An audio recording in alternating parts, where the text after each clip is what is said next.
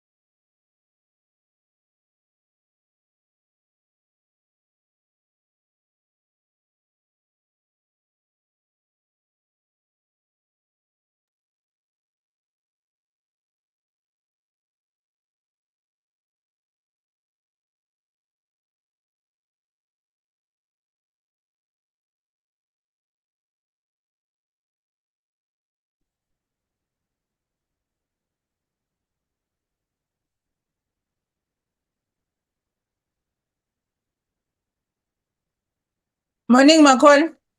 Good morning. How Happy are you? Wednesday. Happy Wednesday.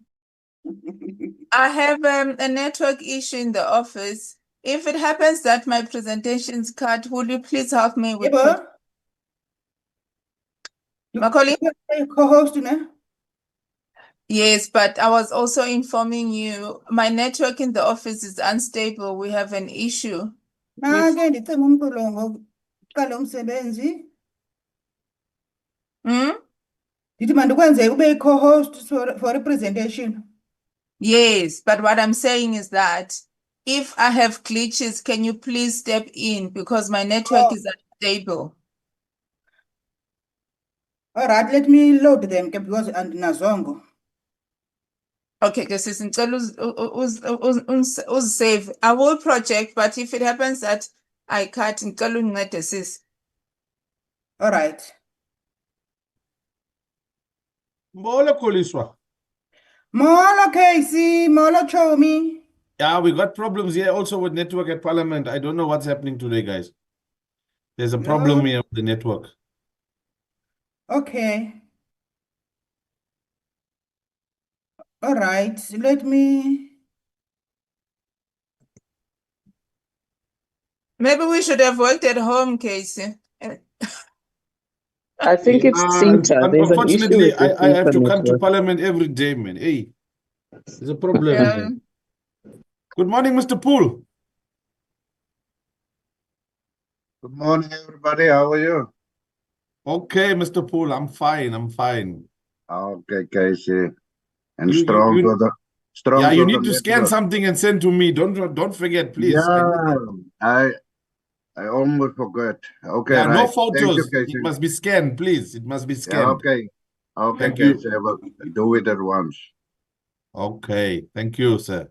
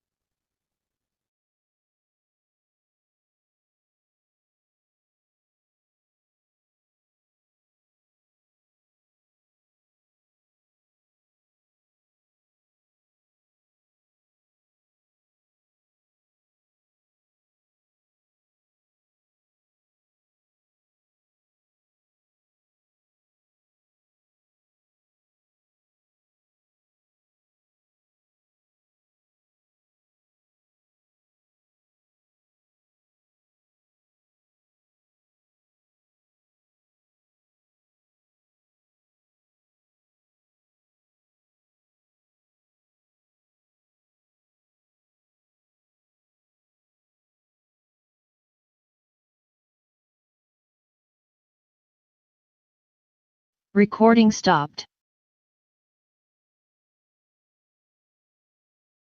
Recording in progress. Recording stopped.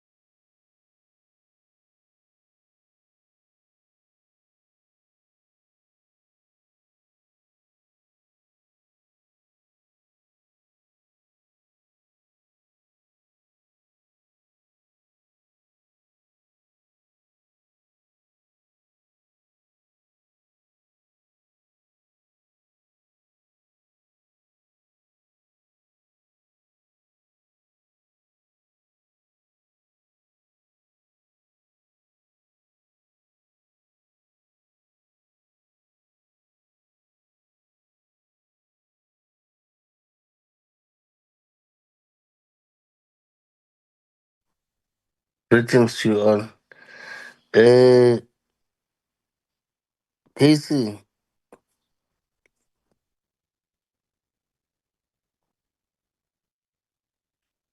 I seem to have a problem with my gadget here. I can't raise my hands.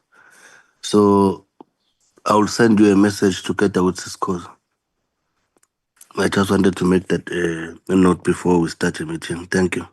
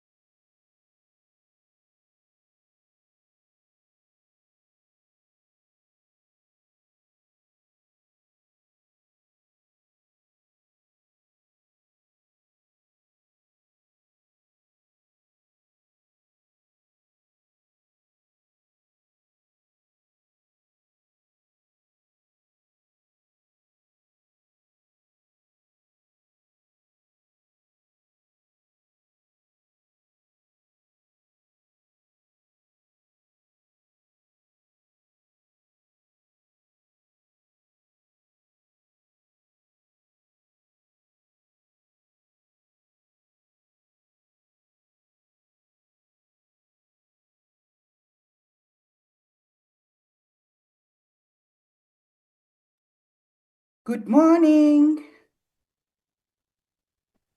Good morning, good morning, good morning. Morning, Minister. How are Good you morning, doing? everybody. I'm fine and you, Minister. I am good, thank you. You really It's look. good to see the minister today. Thank you. Good to see you, Princess. I see you haven't forgotten. I'll always be the princess, eh? I don't forget easily, Princess. I see that. I see that. Thank you for remembering. Always.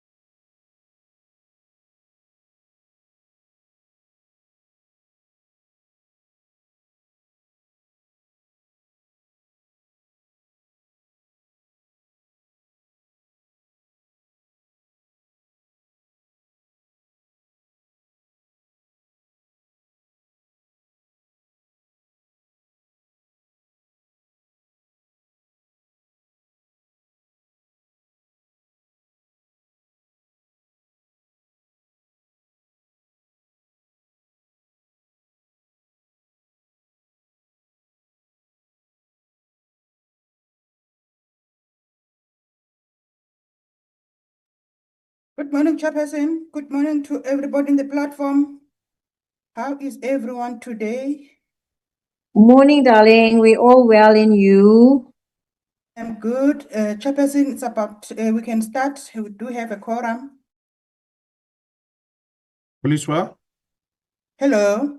Hi, morning. The message from Mr. Gamede, he has a problem with the gadget, so he'll send you a message when he needs to talk. Sure.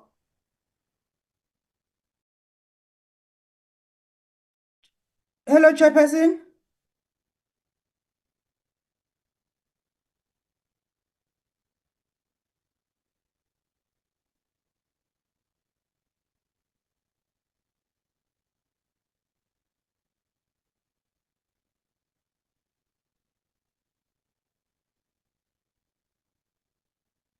Chair, can you please unmute?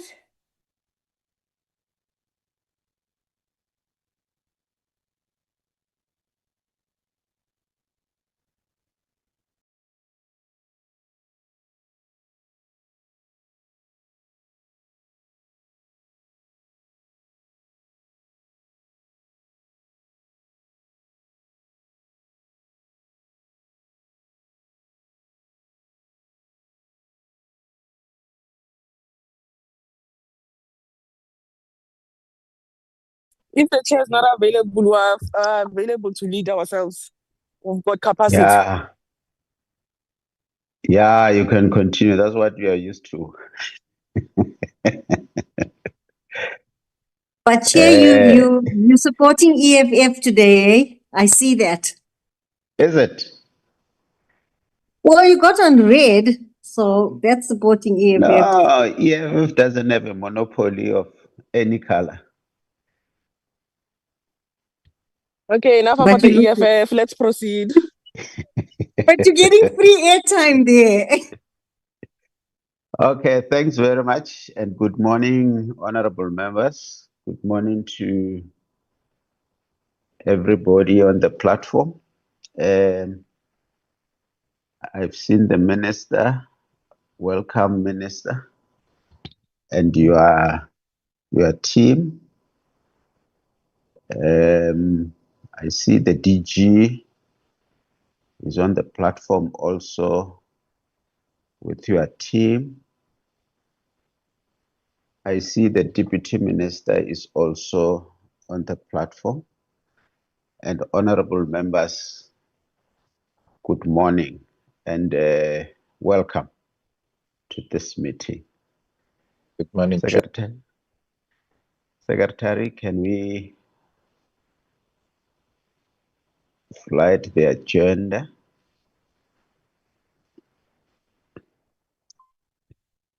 There is the agenda, honorable members. We're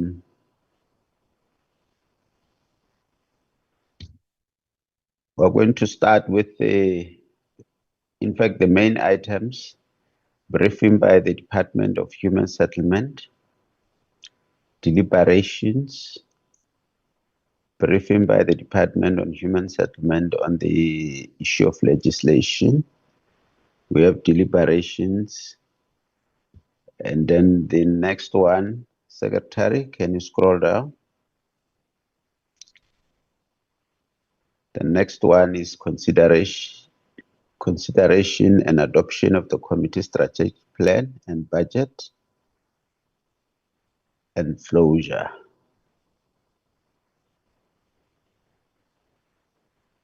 There is the agenda, honorable members. Can we adjudicate on it? Can I get a mover for the adoption?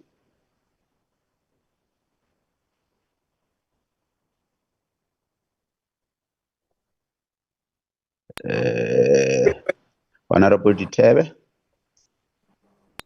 Well, Chairperson, good morning to you. Good morning to Comrade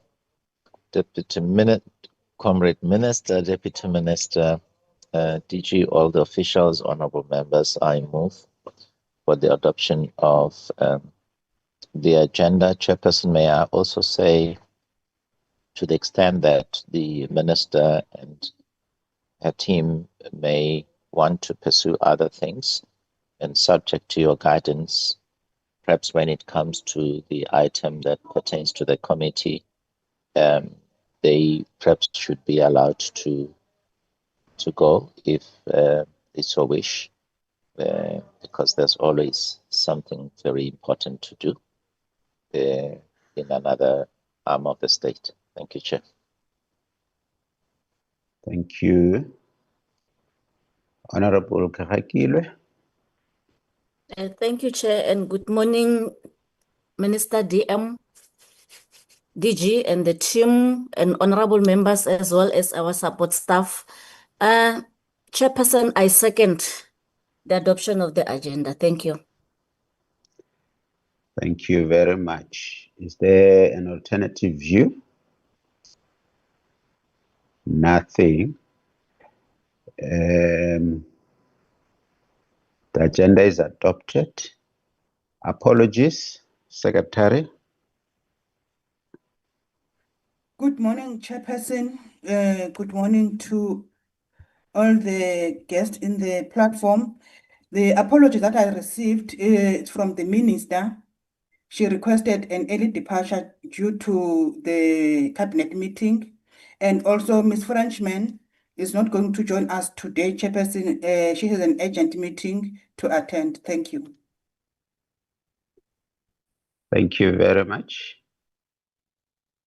I take the apologies are accepted unless if there is an opposing view.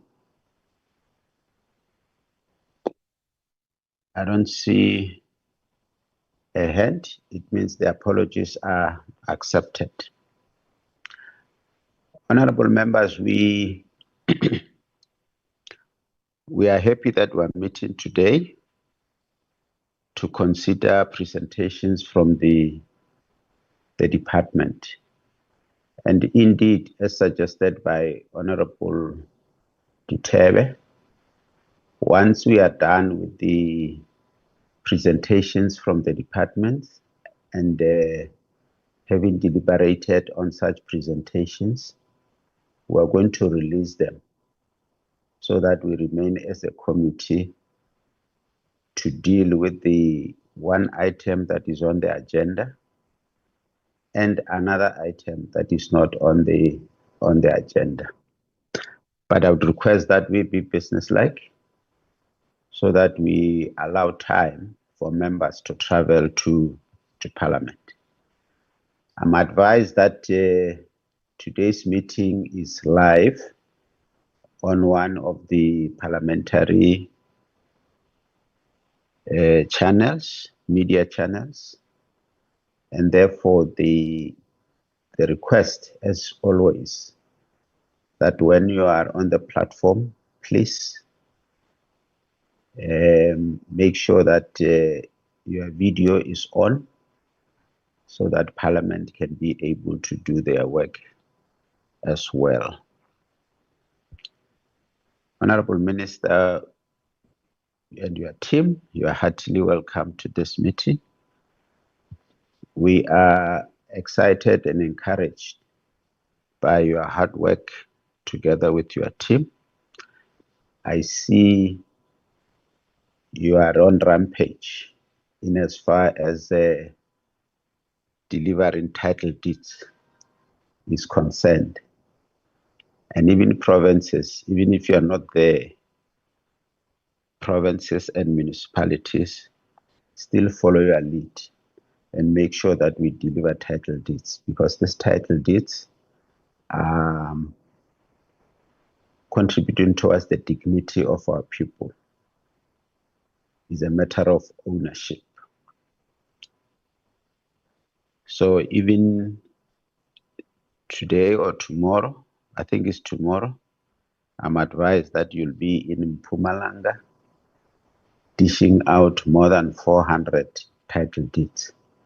And that is really encouraging. We are waiting with deep breath the outcome of the Auditor General's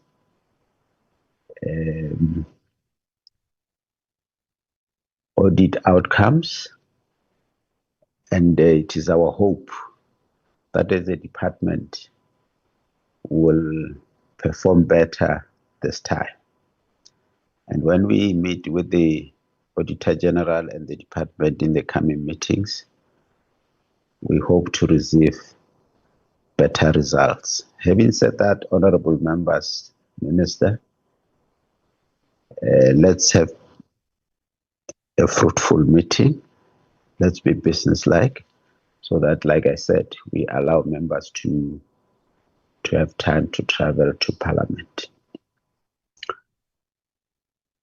I now call upon the Minister to introduce the items that we're going to talk about and give her political remarks. Honorable Minister, we are in your hands. Thank you very much, Honorable Chair, and good morning to all the honorable members. It's good to be back in a session after a lot of community work in the recess in relation to our PCOs. I am accompanied by the Deputy Minister, as the Chair correctly indicated. Administratively, DG is leading his team. With the DGs who are here, and much appreciated the opportunity, Chair, that is given. We are here to brief the committee on the quarter that we have undertaken, our first quarter performance of 2025-2026. Chair, you are aware that we have got 5 programs. Because, Chair, I'm going to be requesting to be released early. I'm sitting in the office just opposite the cabinet room, which starts at 9:30. I'm not going to do an in-depth of introduction. I see in the program I share with the DG. But I'm just going to highlight on key practical issues that I think the committee obviously will be receiving a full brief from the team. We are structured in such a way that we are going to receive all the structure of the budget. We are going to receive the performance, both financial and non-financial. And the CFO, who is part of the team of the DG, is also going to give us the performance of grants and areas of improvement. But in the 5 programs, Chair, for the quarter, we will showcase that program 1, 2, and 5 performed in line with the targets that were set. We have got half a performance that is 50%, if one may put it. On informal settlement, we had 4 targets and we only achieved 2.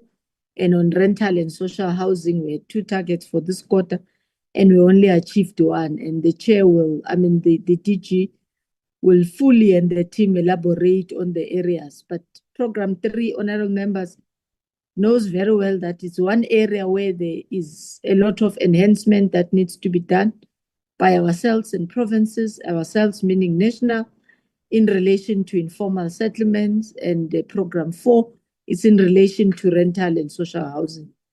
But I will touch, Chair, a little bit in terms of what did we do with the head of administration when we realized that as we are observing the pattern of delivery and activities that provinces are undertaking in relation to program 3 and 4, we're almost left with 1 province, because you correctly indicated that tomorrow I will be in Mpumalanga. Besides the title deeds, I will then be meeting with the province as well in terms of ensuring that we jack up our management and monitoring in relation to informal settlements. We've done Free State last week, we've done Northwest, we've done Eastern Cape, we've done Gauteng, we've done KZN Limpopo. We're just left with 1 province. We think we would want to do a retake on Gauteng. Why are we doing this, Chair, outside the normal reporting lines? Is so that we can be able as a department to ensure that we contribute meaningfully and not only tick the box of a quota and find submissions from provinces. This also gives us a window and an opportunity to engage with our entities, which DTG Ngongo has been leading, and all of them are now fully in operation. But on our rental and housing, we've also had a session which I led, sitting with SHRA and NFHC, in order to try and create the loop, not only of a report back, but also of performance, to ensure that we are aligned. Honorable members, last time I met them, they wanted to kill me about the boards and their functionality, particularly the appointment at NFHC. I can report, Chair, to you that we are fully subscribed now with the approval of Cabinet, and all of them have been orientated, including the additional members of the board that were meeting the quorum. We've ensured that we orientate them. We've dealt with their strategic planning, which were attended by both my office and the office of DG and DTG Ngongo. So out of the 19 targets, Chair, we will be reporting that we made 16, of course, as I indicated, a shortfall of 3, and I would want us to zoom into those areas. We have concluded, Chair, and are aligned with the Auditor General. I don't want to speak on behalf of the AG, but I can say we put our best foot forward. And I think DG will elaborate. I had a meeting 2-3 with the Auditor General as well, in areas which were assigned to the Executive Authority, and the feedback were supposed to be given. We were very close, Chair, very, very, very close. But I leave it to the DG to bringing the committee what an outcome you really, really would have wanted. And we just had 2 areas which DG will elaborate on, given an opportunity, which stole the final ranking by the AG in terms of good performance. But I'm certain that with time we'll be able to explain ourselves to the committee and put up a plan, rather share a plan that we have put up in terms of ensuring that our audit plan and audit outcomes are reaching a clean audit status. But I think we were able to put a good representation on behalf of the committee into the office of the AG. And I think in due course, the AG will come, as she usually does, to brief the committee on areas of strength and the 2 areas which I'm saying we were found not fully aligned with what the AG would have wanted us to do. On the key programs, Chair, you have indicated some. We had made a commitment to the portfolio that we will launch our title deed Friday, amongst other areas, and our monitoring and evaluation program of provinces, including metros. And I've touched on that we are left with only the 2 provinces, one which we are meeting tomorrow, and our retake on Gauteng. We're doing a retake, Chair, on Gauteng precisely because we wanted a clear and a firm increase or inclusion of the blocked projects in their business plan in their areas. Honorable members did raise the issue of Free State, did raise the issue of Northwest, did raise the issue of Northern Cape, and we have got the round of those discussions which we were able to make and meet with the MECs. In some instances, premiers were able to join us, and we were able, in that space and time, as we will be coming to honorable members to report the progress that we would have made. We'll touch a little bit on the disaster. We've had challenges, you know. I missed the last portfolio. I requested to address online when I was sitting in the province of the Eastern Cape. We've rolled out Chair, but we could have done better, I must admit. But we have got 2 major challenges in the Eastern Cape. But one, when we are briefing on provinces, we do believe we'll take honorable members into confidence. It was the issue of the land availability. But we have put TRUs now at the maiden farm, and we've started the program and the progress that the province will report to in terms of the permanent solution. In our strategy, we're trying to move away strongly with the TRU or stage 2 of our policy, because in some instances, these TRUs stay as long as 10 years and they stop being temporary. So we're trying to see if we can be able to match really TEA and a permanent solution of disaster. There's huge progress we've made in KZN of the flood victims, and the numbers talk for themselves, and we've launched all of those programs, and contractors are on site. We have also met with them in ensuring that we deal with the incomplete projects, one which was in Sunduzi, and we went to meet the municipality, including sourcing the council resolution that we needed for the municipality to be able to deal with the challenge that we had, in which we had reserved about 100 million to ensure that we assist the province to unblock that project. I think, Chair, I will stop there, and hopefully we will request after this session and the meeting that I will be having with the Chair, just on the full brief of the work that has happened. I'm told we are penciled, Chair, for Friday. I think in the engagement that we'll have on Friday, then we will be requesting to come fully to the committee to look into the issue of the title deeds and how do we hope to accelerate what we have started.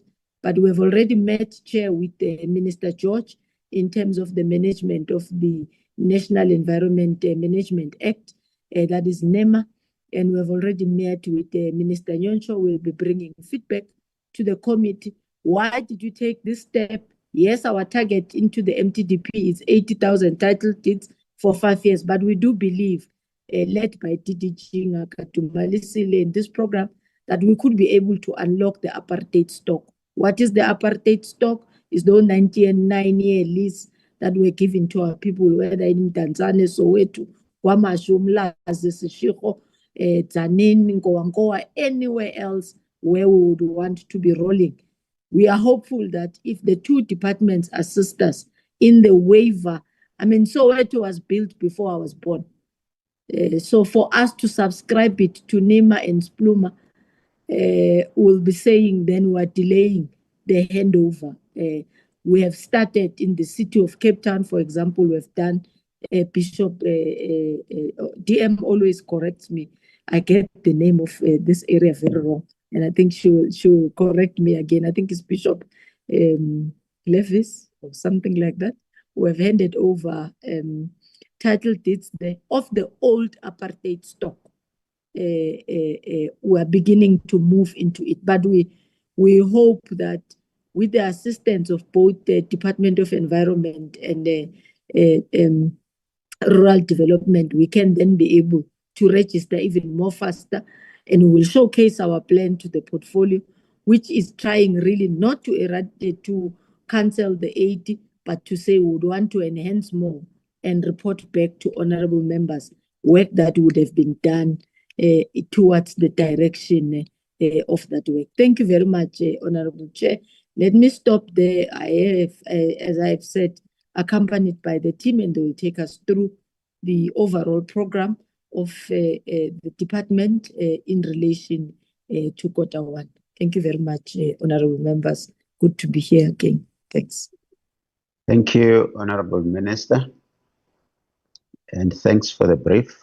Just to say, in our program, we have allocated about 2 meetings to deal with the issue of disasters and the progress, as you are mentioning, with regard to how you respond to the disaster. Before you leave, Minister, if you are comfortable with it, I get it through grapevines that one of your DDGs is on suspension. Or should I leave it to the DG? I think you can leave it to the DG as is fully delegated. Okay. Honorable Chair, I did not Okay. sit without delegation, but yes, it's not a grapevine, it's true, but the DG can be able to elaborate on the suspension of DDG Zama. Thank you, Honorable Minister. When you are ready, you are released to continue with the other responsibilities in building a better life for our people. Thanks very much. I'm 5 minutes to the meeting, Chair. I'm requesting to be excused and I walk. You are excused, Minister. Thank you And thank very you, much. honorable members. Thanks. Sure. DG?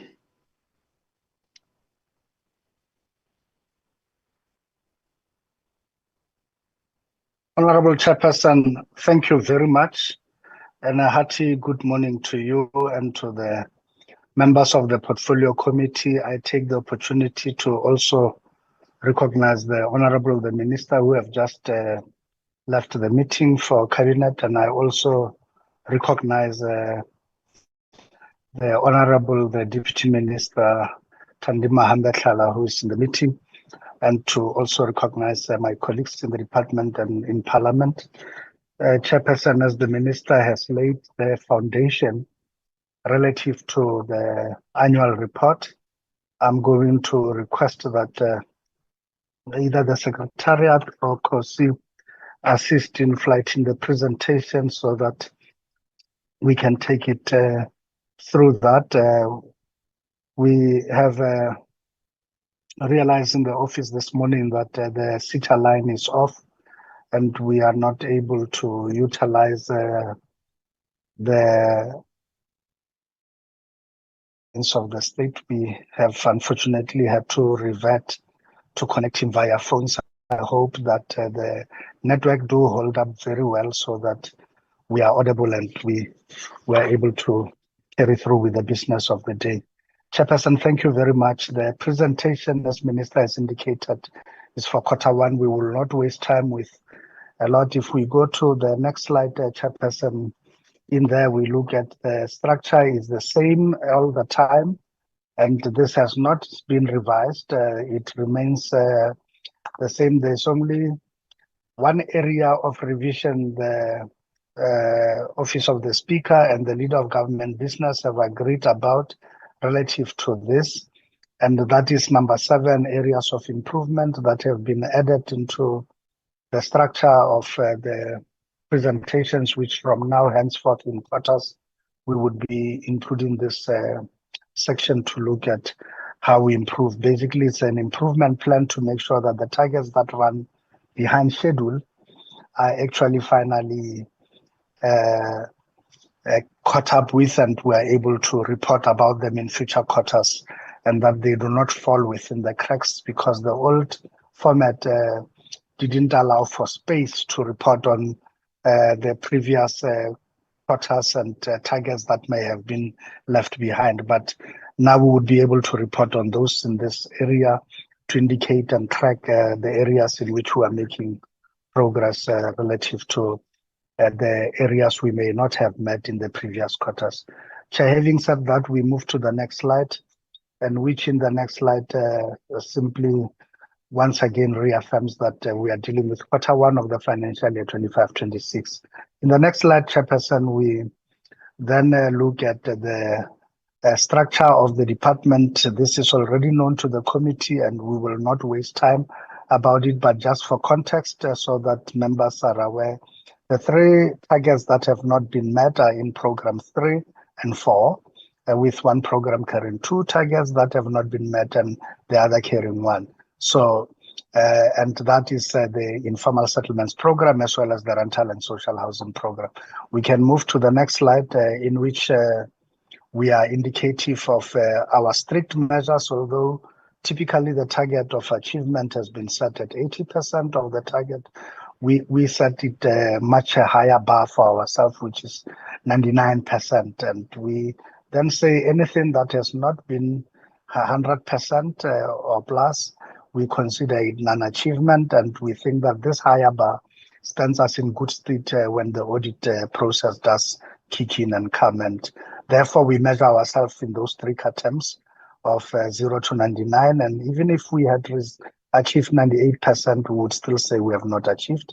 And the target would be 100 and above.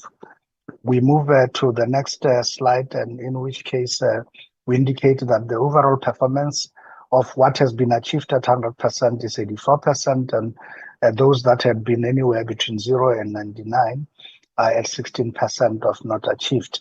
We move to the next slide, Chair, and we demonstrate this now in a graphic manner in which we do indicate on a program-by-program basis. And once more to reiterate what I have said, that in Program 4 informal settlements, 2 targets have not been met, and in the one on rental and social housing and Program 4, 1 target. If all in all, as Minister indicated, 16 of the 19 targets for the quarter have been met. And if we move to the next slide, in the Chair, we then indicate, and I will not wish to waste time, I'll just give the highlights. In the programs where all targets have just been met, Minister has already given key highlights on some of the key matters. And one of the matters that the AG had asked the portfolio committees across Parliament to track has been the issue of the payment of invoices. And in this regard, we wish to indicate that in the quarter under review, we had received and processed 3,552 invoices within 30 days, and they were all paid. And those are what we had processed during that quarter. And this far, we have nothing outstanding. And even when we're doing the monthly report, we have just submitted last month to the Treasury, even year to date, even as now, when we finish the second quarter, we are still having the same picture. But when we do come to report for second quarter, we will also highlight that achievement. And it does show that consistently over the last 3 financial years, we have been in this position and in this picture. And it does show that our system of tracking invoices is actually effective. Chair, if we move to Program 2, in this regard, we do also in this regard highlight our monitoring reports. We did an extensive monitoring report on both the Human Settlement Development Grant as well as the Adam Settlement Development Grant. And we also did one sectoral performance report, which have empowered Minister to be able to engage thoroughly with provinces, as she had indicated, and which she had been able to give effective feedback and oversight to the provinces and the performances. And which has also allowed us to tailor-make interventions on a province-by-province basis to ensure that overall performance does improve, but also to address some of the sticky challenges the provinces have been raising and the challenges they've been faced up with, and for us to provide adequate support to the provinces to be responsive. So this work had happened very well, and of the 6 entities, we had monitored the performance of all of them. So this time around, as you can see, we are not taking a sample of the entities and rotating them quarter by quarter. We did the entire population of all the 6 entities, and the performance reports have been given. This also had empowered and enabled the Minister to engage with the entities in this regard, and to then be able to isolate key matters that each and every board of these entities need to deal with, and have since sent each of these boards an annexure indicating what is to be done. And this work was as a result of the performance monitoring reports that were done in Program 2. When we move to Program 3, Chair, in the next slide, and this is the program of informal settlements where some targets have not yet been achieved. I think we go one slide back. Yes, thank you very much.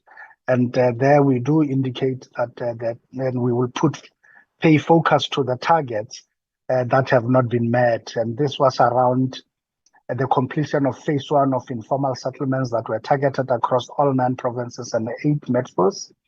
And we say that in some provinces this was achieved, and in other metros this was achieved, and we have had a shortfall in 3 metros, and which had indicated that then we cannot say this was fully achieved as a target.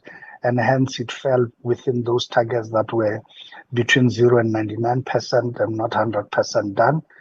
We are working, and I can also indicate that some of the informal settlements that the completion of support was not rendered in Q1 has since been overtaken by events, and we would report properly in Q2 when we do Q2 performance report on the improvements that we had made and the key interventions we have had to go back to in support with provinces. And also, if you look at the instruments that are on the table, including the eThekwini Presidential Working Group, as well as one in Johannesburg, where we have been able to do work to turn around the situation to make sure that that support was provided for completion of phase 1 key activities related to the framework.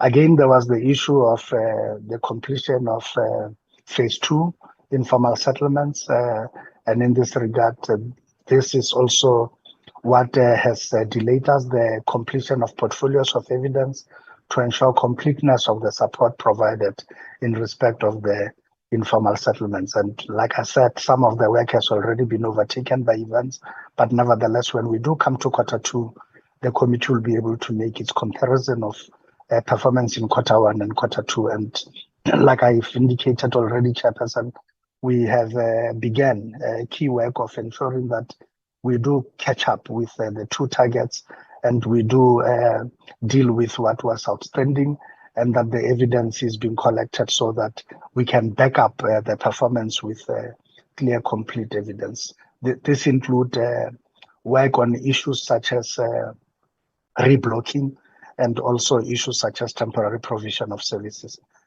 If we move to Program 4, Honorable Chairperson, you would see that on the implementation of the rental housing program, we did provide full support to provinces and also to SRA relative to this, and that support was not only in the form of money, but it was also in the form of the review matters, including on the tribunals and the matters at hand. And the target that we had not achieved in this regard was 100% support provided to 5 provinces on the implementation of the CRU program. Chair would be aware that the CRUs themselves as a program are having different stages of development in different provinces, and the 5 provinces which we have planned to do site visits, and what we have planned to make timers interventions and to get the reference group reports were not given as we were expecting in time for us to complete those the site visits. But however, I can indicate that once the report was received internally and we looked at it, we were able to intervene with the specific provinces that were running behind schedule in this regard, and we were able to then begin bilaterals around those interventions. And then the site visits, I can confirm that they are ongoing at all of the 5, and we'll be able to finalize on the reports relative to this, and to also chart a clear way forward of assisting the provinces that require that we move with speed in this regard. One of them is Gauteng and the Northwest, in which we have already began interventions, and for which site visits to the actual project sites will then follow. So these were the 2 targets that were not achieved in the rental and social housing program. They are all around the one target, which is around the CRU program. Chair, if we move to Program 5, being the Affordable Social Housing Program, we have achieved all targets here. But once again, just the indication of our pride in what we are doing relative to the first home finance and the iterations we are also working on now to broaden access to the program and to also give multiplicity of entry points at which different cohorts of beneficiaries can be able to access and utilize as a key basis for access to the services provided by the state. Accordingly, Chairperson, in this regard, we are working at providing support to provincial departments in as far as registration of title deeds, in as far as completion of housing units, of servicing of sites, and the disbursement of the first home finance. And of key importance is the ramp up of this program in the two provinces that were not doing so well previously and where we have seen an increase in uptake. We continue to be very proud of what we are doing, and we are beginning, Chairperson. You had asked us to say we should not spend the money and come to the committee and complain that we don't have enough money. We should spend the money. We're beginning to have that good problem. And I'm saying a good problem in the sense that we're beginning to run out of money for first home finance in terms of the subsidy, because the uptake is high, and the opportunities for people to access the program have been tremendously increased. And accordingly, we are even scared of running out of money by the third quarter in as far as this is concerned. And we think that this may be a good candidate for us to come to the committee to lobby for greater support, that the committee assist us in gaining traction over this area being provided with that, because the interest of society and citizens and the uptake speaks for itself in terms of increasing numbers and also the quality of the product in terms of providing tailor-made support to different cohorts of income earners and beneficiaries that qualify. Chair, having said this, we now move to the next slide. Which next slide, Chairperson, is the overview of financial performance. And for this purpose, I wish to invite, with your indulgence, Honorable Chair, our Chief Financial Officer, Ms. Lucibele, to take the committee through the first quarter financial performance. Thank you very much, Honorable Chair. Thank you, DG. Honorable Chairperson, Honorable Minister, and members of the Portfolio Committee, Honorable Deputy Minister and colleagues, good morning. I will be taking the committee through the first quarter, which is at the 30th of June 2025. Chair? CFO, can we see your face? Oh, sorry, I thought the face is not coming. Apologies for that. I thought my face, I've shown the video. I don't know what's happening on my laptop. I'll work on it, Chair. I will fix it, but the video is on here. I'll check it out. I don't know what's happening. Apologies for that. I don't know what's happening. Chairperson and members of the committee, this is the annual allocation, the voted funds for the department, which is 34 billion. And for the first quarter, we are sitting at 20%, which is the 6.7 billion. And then the upper portion is showing us as per the programs that DG had already spoken about, with the biggest Recording allocation. in progress. With the biggest allocation sitting under Program 2, which is the Integrated Human Settlements Planning and Development, with the 23.8 billion, and on that 4.9 billion has been spent. And then the second highest is the informal settlements, which is sitting at 8 billion. So here is where the informal settlements partnership grants and the emergency housing resides. And below portion is showing us a split on the economic classification, whereby we are able to see how much is the budget for the compensation of employees, which is 456 million. And for the first quarter, we have spent 21%. And on our goods and services, included in our goods and services is part of the emergency housing grant that is not capital. And hence it's showing as if we are sitting at 714, which is the budget. However, the expenditure thereof is 9%. And below is the payments of capital assets. This is where our temporary residential units reside. And you can see that there is a commitment which is bigger than the total allocation. The reason for that commitment is because of the commitments that we have carried through from the last financial year, that we had requested the rollover from National Treasury. So we haven't received a confirmation. Once Treasury approved the rollover, the total allocation for the payments for capital asset is going to increase. But as of the 30th of June, we are sitting at 29%. Mostly, these are the invoices that are coming through from the last year's commitments. Next slide. The next slide is showing the transfers. Here is our transfers to our entities, transfer to provinces, and the transfers to municipalities. The upper portion is the grants to the provinces, which we are sitting with an allocation of 16.9 billion. And for the first quarter, we have transferred 4.8 billion for the Human Settlement Development Grant, and we have transferred to the provinces the allocation for the Informal Settlements Upgrading Partnership Grant, which is sitting at 28%. And on the transfers to municipalities, we are sitting at zero because 30th of June is the fourth quarter of the metropolitan municipalities. So they were still closing their books here. Hence, we don't show any transfer. We have transferred to them around July and August because that's when their quarter would have started. And on our entities, most of our entities for the first quarter, they had already requested the drawdown for the first quarter, and you can see that we are sitting with 48% of the transfers to the entities.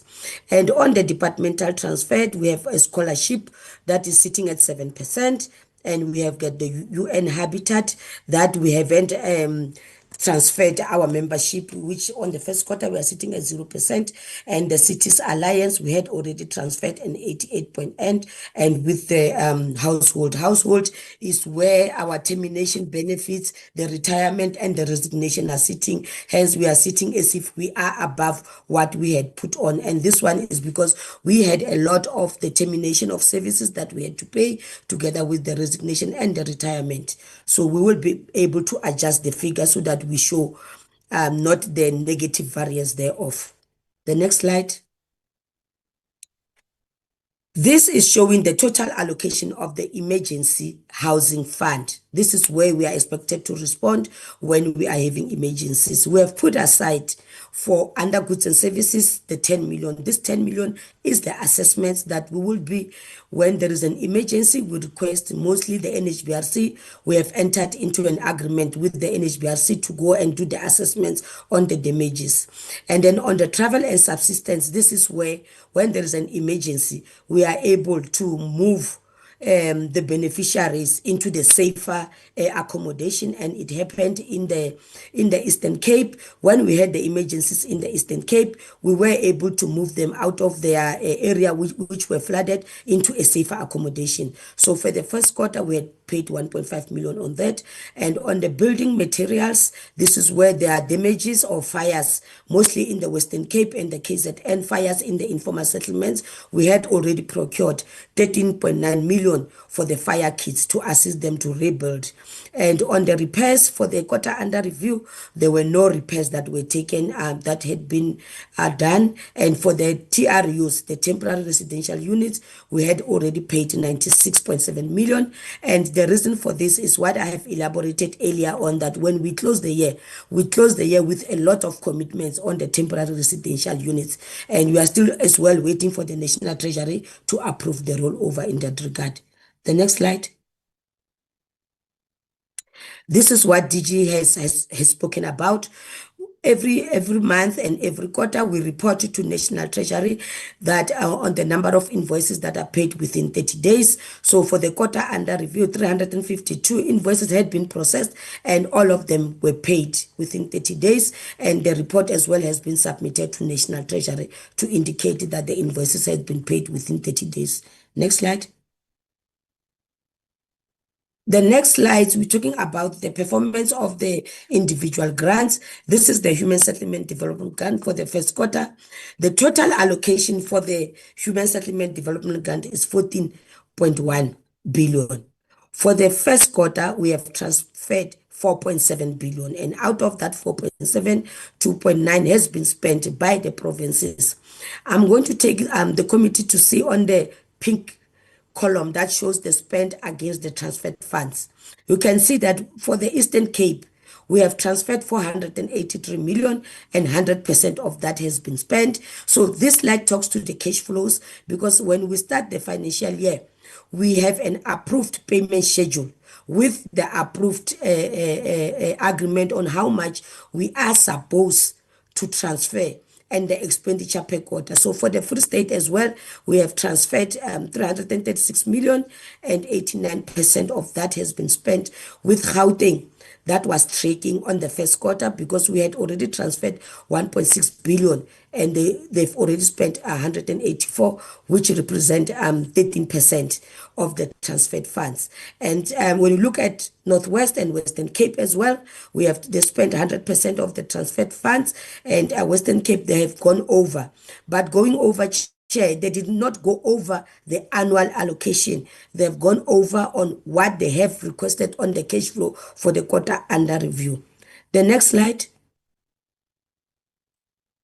The next slide is showing the committee on the correlation on the money that have been transferred and the money that has been spent, on how much was spent on the other milestone and how much is sitting on the work in progress and how much is sitting on the sites and units. So out of the 2.9 billion that the provinces has spent for the first quarter, 1.6 billion was spent on the sites and the units, with 620 million, and the 673 is sitting on the other work in progress, which gonna translate into completed units for the other coming quarters. The next slide.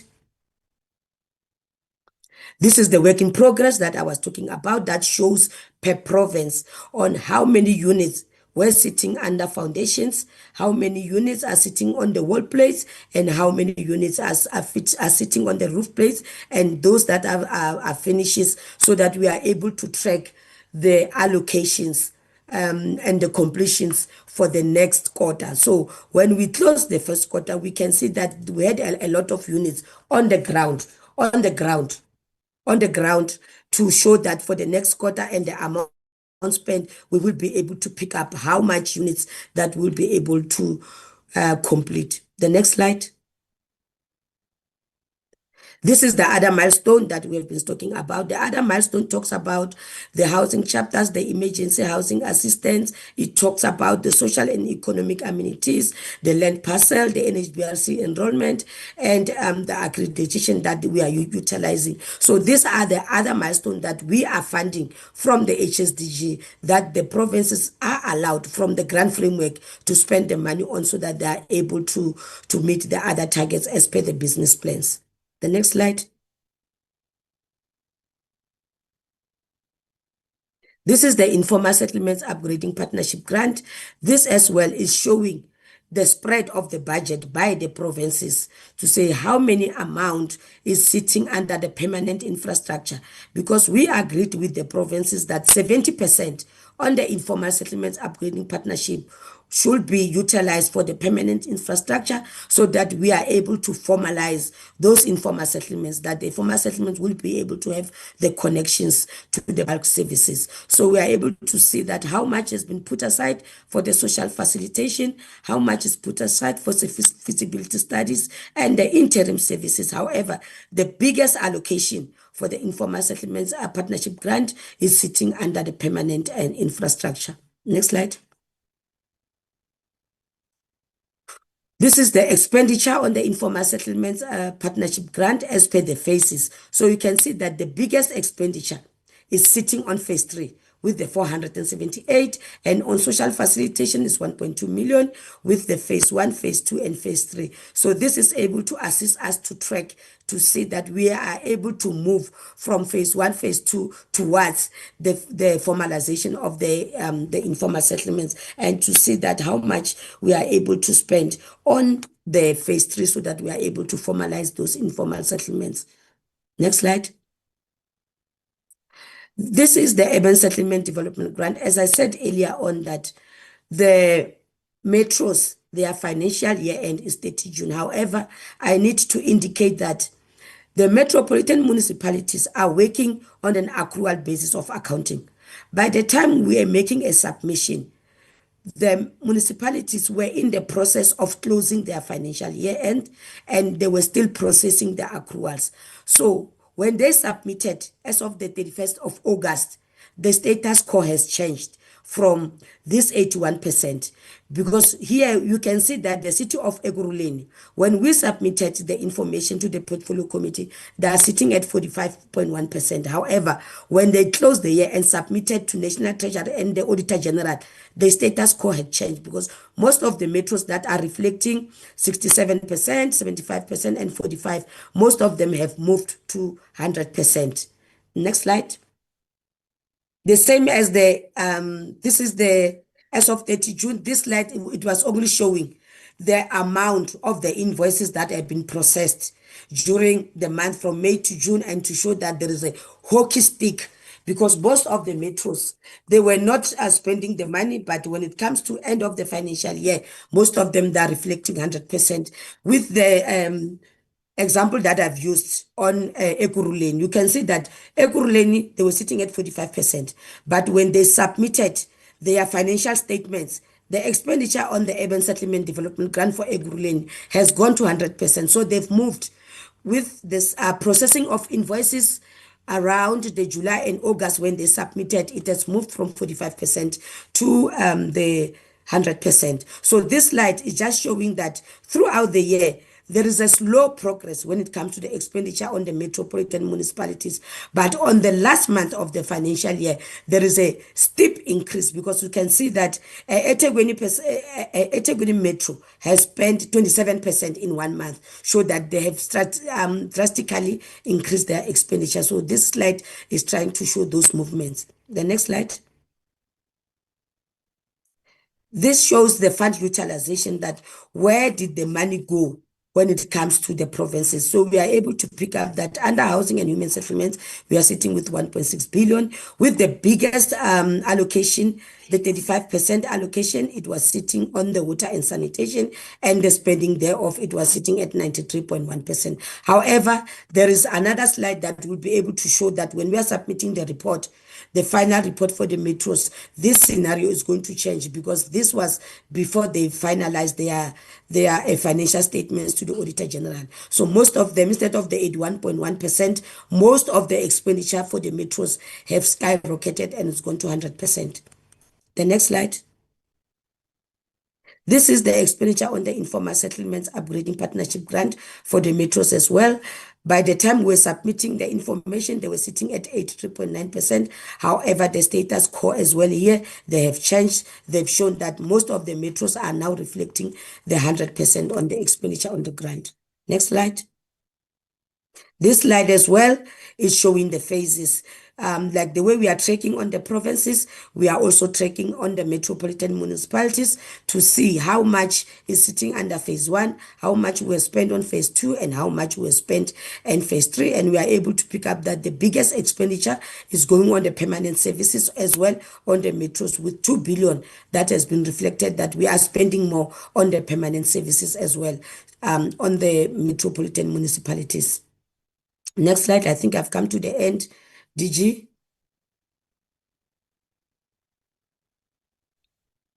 This slide, Chairperson, is reflecting that we are putting forward that we still need to improve on the collaboration across the sector to enable the timers availability of credible performance information, and as well as when it comes to the expenditure. And most of the provinces, Chair, they've been coming forward, and it's what the Honorable Minister was talking about, that we had deliberation with most of the provinces.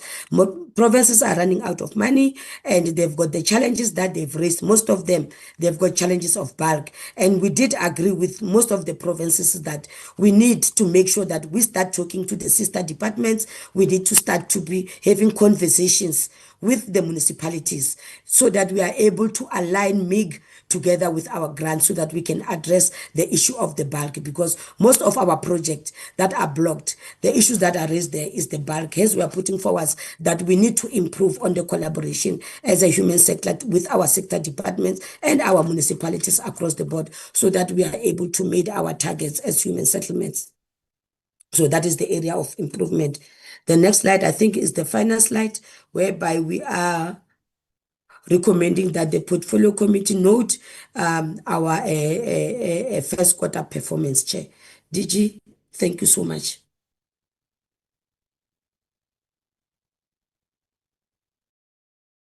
Chairperson, thank you. That is the complete presentation for the first quarter performance, both non-financial as well as financial performance. Thank you very much, Honorable Chair. Back to you. Thank you, DG. DM, do you want to say something before I allow members to raise their questions?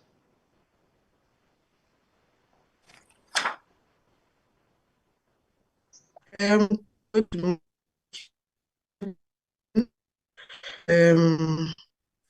and the members of the portfolio team, the DG and the team from Human Settlements. I think the minister has laid the foundation in his opening remarks, her opening remarks, before the presentations were made. So I won't say more. Thank you. Thank you very much, DM. Honorable members, can we interact with the presentation? I'm going to limit each member to a maximum of 3 questions, and we see how we perform on issue of time management. Honorable Poole.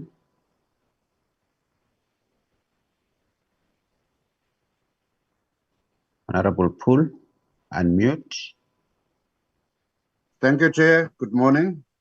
Good morning to members, and good morning to the Honorable Minister Simelane that left us. Of course, I say I have to attend to other commitment. And morning to our Deputy Minister and also to the department. Based on the presentation of the department, I have only 3 questions, as you alluded to, Chair. First, will the department be able to catch up these targets in the second quarter, given that set targets for quarter 2 already exist if it comes to the non-financial performance in the first quarter, where we not meeting the 16% of our target? In connection to program 2 achieve targets, as a committee member, I want to commend the department for meeting all its targets under program 2, but can the department provide clarity of the scope and criteria of the monitoring measures applied to entities in order to achieve this outcome? And then, of course, we heard the minister input regarding title deeds backlog. The issuance of title deeds remain a major public outcry with a massive backlog still unresolved. Is the department on track to meet its own stated target of issuing 300,000 title deeds? And then I have a 4th question regards the transfer of grants to municipalities, especially on section 5.2, but I'm covered by CFO Bele. Thank you, Chair.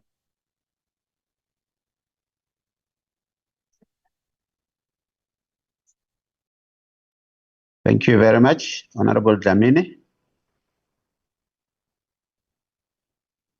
Maximum of 3.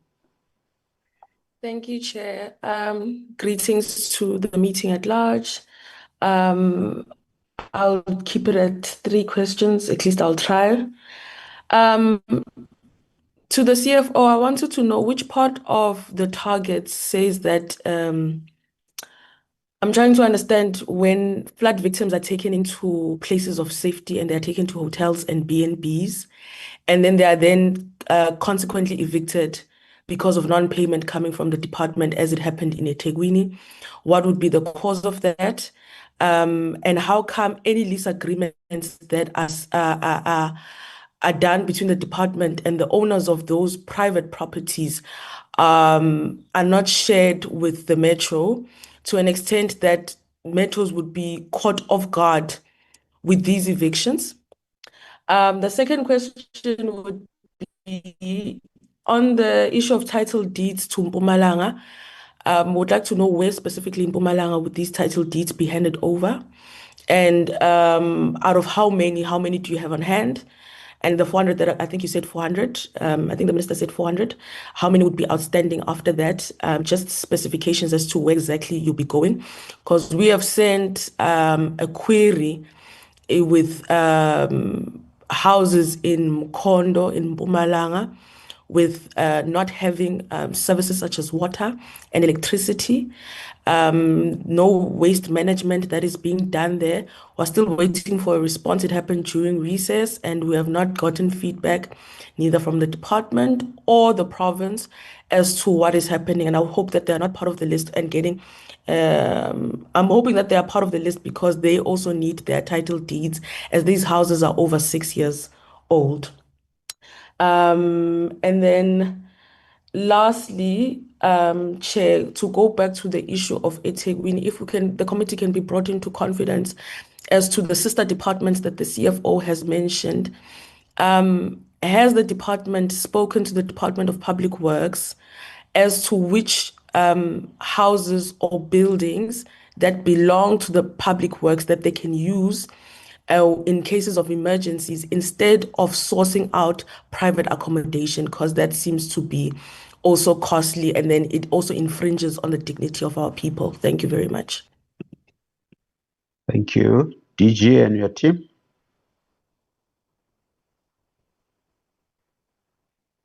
Honorable Chairperson, thank you very much for the questions that have been posed.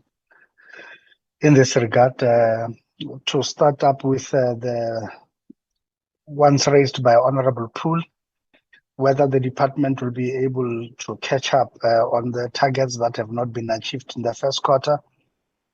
Yes, Honorable Chairperson, as I was presenting, I had indicated that measures have already been put in place to respond to that, and that on some targets already they have been overtaken by events in the sense that we have since by the end of or during the course of the second quarter, we have been able to achieve, and we will then be also to be able to go over that line of achievement on the two targets in informal settlements.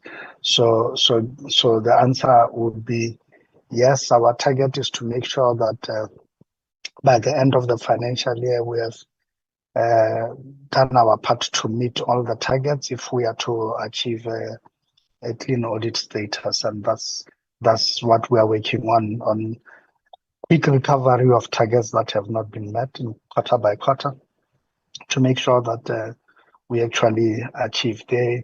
As you know, because we are a concurrent functions, there's always a lot of interdependencies at different levels, and our first part is to try achieve all targets without leaving anything behind. But where it is quite difficult, like in this case, the provinces themselves have claimed that what they have done and what they are inputs to the achievement of those targets are that they are putting themselves at 100%. But as we have said, we then do quite a stringent work of looking at the portfolios of evidence to make sure that they will pass scrutiny to back up the claimed performance with ease.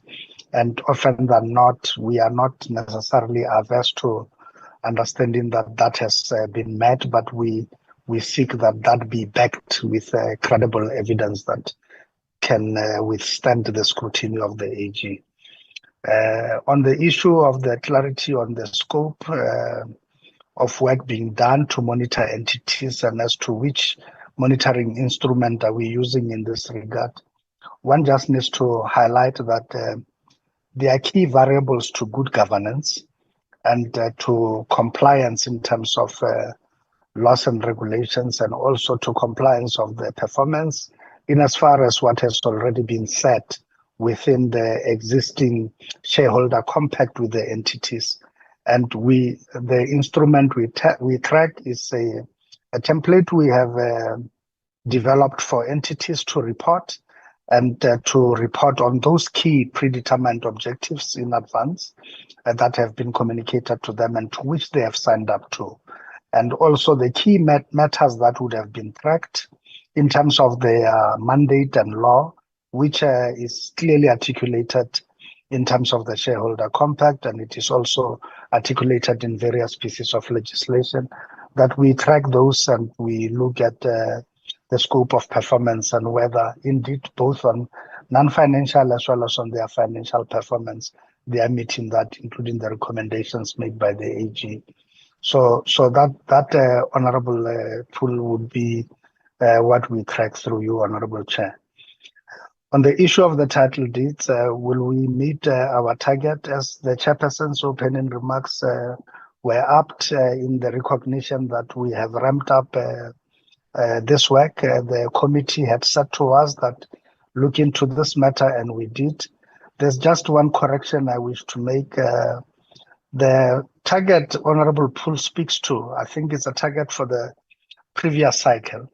We had since briefed the committee about the methodology we utilized in the determination of the target in the MTDP, and we are on track towards reaching that target. Our first year breakdown of the 5 years in which where we should be relative to that target does encourage and indicate that we at the rate we are going now within the second quarter and how many title deeds we have already issued, and having calculated how many would be coming into stream and into the system, we are convinced that we will meet the target for year one of the 5-year MTDP process, and that with all the interventions we are putting in place, we are confident that we would be able to meet the 5-year target in the MTDP.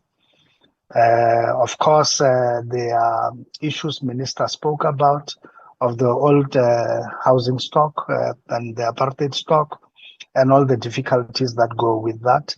And we are doing all the heavy lifting relative to that part of work to make sure that cumulatively over the 5-year period of the MTDP, we would have met the overall target.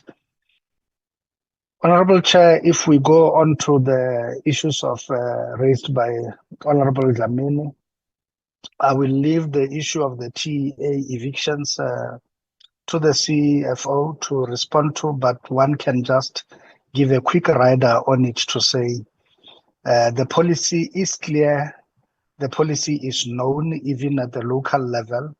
There is no metro, no municipality that does not know the policy surrounding the duration of time we national are responsible for in a TEA and the corresponding responsibilities of those metros and provinces, what they need to do in the intervening period to pave a way to enable us to provide TRUs so that the beneficiaries staying in a TEA can be moved to those TRUs.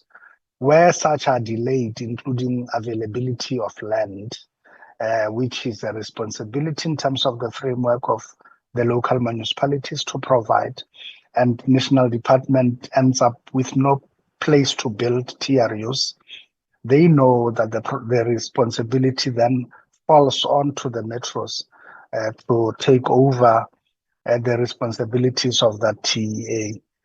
Letters have exchanged hands, and I can assure Honorable Dlamini that there is nowhere anyone would not have been aware of such, and we can, when asked to, be able to back up what we say with certainty and with correspondence to prove that indeed we do what we have to do and in line with our policy prescripts, and we will not be in a position to incur irregular expenditure relative to this matter for non-compliance with our own policies, to which all metros and provinces are very clear and are signatory to, having seen approvals at our MINMAC relative to these frameworks.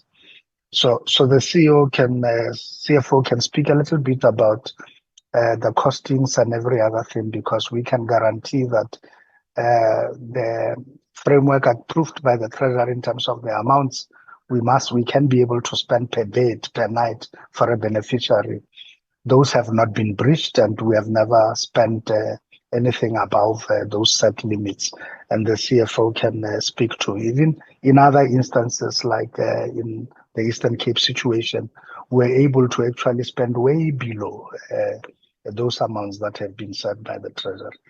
one needs to then deal with the issue of the title deeds as to exactly where is the Honorable Minister going. She's going to Governor Mbeki in Bethel. And I will invite also, with your indulgence, Chair, that DDG Ngongo gives a bit of information relative to this on the title deeds we are issuing there and the extent to which we go. Finally, the issue around whether there are any DPWI buildings that we can place a reliance on. That road we had long traversed and we had not succeeded. There is no buildings that are suitable for human habitation in the portfolio of DPWI on there. I think that we can readily make available for that. Are we exploring the database and the asset register of DPWI to harvest buildings that we believe are quick wins in terms of making them ready, both as TEAs but also as other typologies for provision of housing and addressing the housing needs register? Certainly, yes. Have there been engagements between us and DPWI? Yes, at all levels, at official level, even at ministerial level. Have we reached any specific agreements related to how quickly we can be able to turn around some of the assets on that register?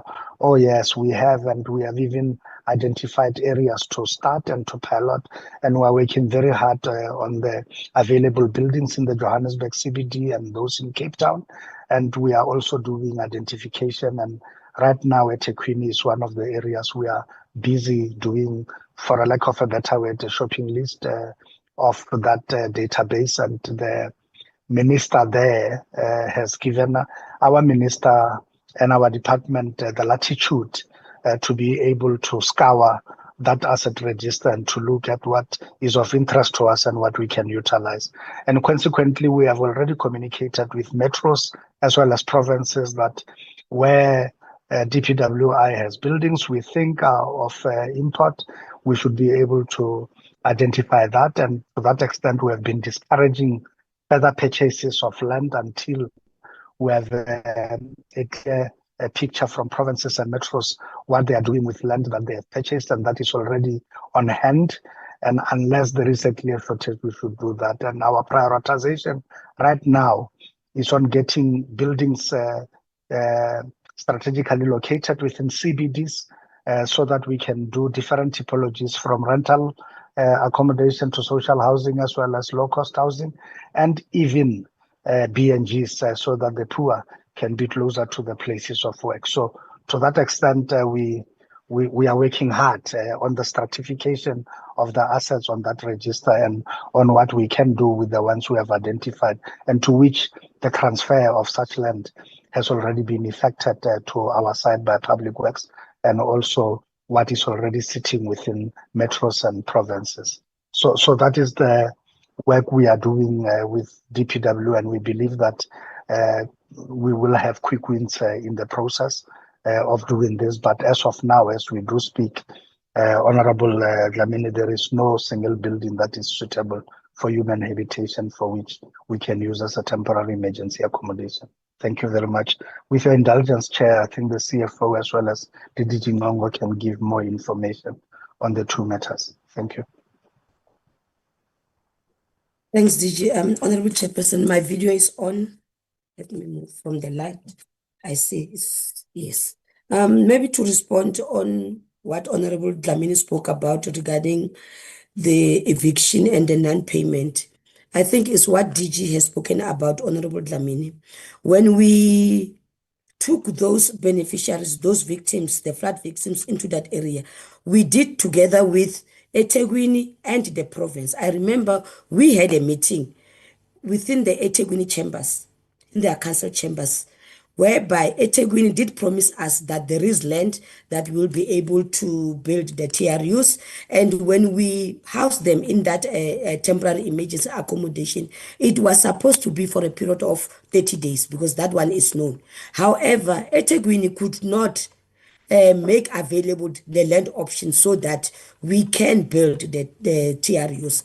And Chairperson and members, it is important to mention that those people that had moved, they were already in a transition camp. So we have been waiting for the land so that we can build for them. The month one passed, we communicated with eThekwini. We wrote a letter to eThekwini. We indicated that if they are not going to make the land available, the costs of those TEA is going to be borne by them. Then they did not respond. The second month again, we went back to eThekwini. We informed them they need to make land available.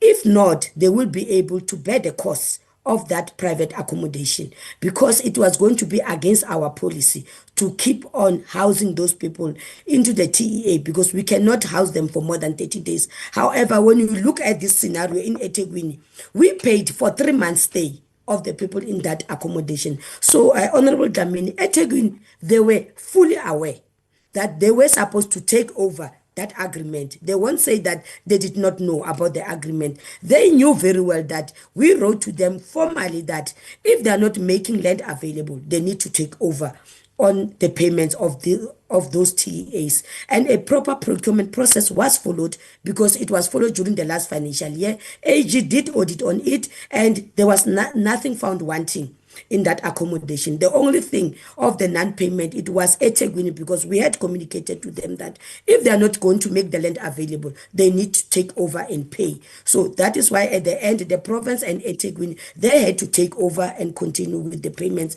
and move them to another accommodation. Chairperson, I think I have responded to the question. Thank you so much.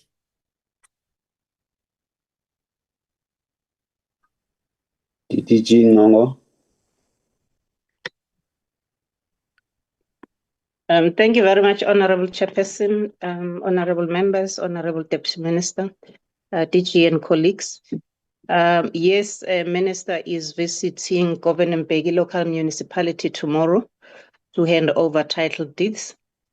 We have got, Mpumalanga has got 409 title deeds that are available to be handed over.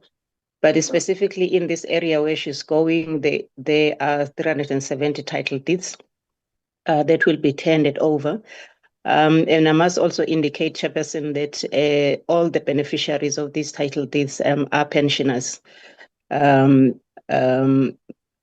think I will end it at there, which complies with what MINMEC had approved previously, that we need to target the elderly when we issue title deeds. So Mpumalanga is ready for the minister for tomorrow, Honorable Chairperson. Thank you. Thank you. Honorable Abada.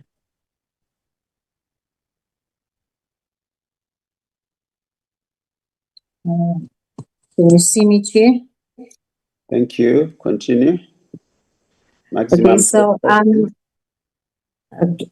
I don't have any questions. I've been partially covered, so I'm not going to go there. I just want to say good morning to everybody and the delegation on hand, and thank you for the presentation. And I acknowledge the fact that the department has done well in terms of the achievements. However, there's still a lot that needs to be done. So I just have some recommendations. The department has introduced real-time financial monitoring and enforced consequences for both under and overspending provinces and metros. No further resources should be pushed into phase 3 informal settlement projects until phase 1 and 2 are properly completed and verified with credible evidence. A dedicated intervention team should be established to fast-track CRU and social housing programs, ensuring block issues are cleared within strict timelines. The department shows efficiency in administration and compliance reporting, but these are internal achievements. Citizens are not housed by paperwork. The uneven expenditure patterns show a crisis of planning and accountability, suggesting funds are being shifted without real service delivery on the ground. Until the department aligns its reporting with tangible outcomes, service sites completed units and upgraded settlements, its performance figures risk being nothing more than statistical window dressing. Thank you, Chair. Thank you. Honorable Khakile.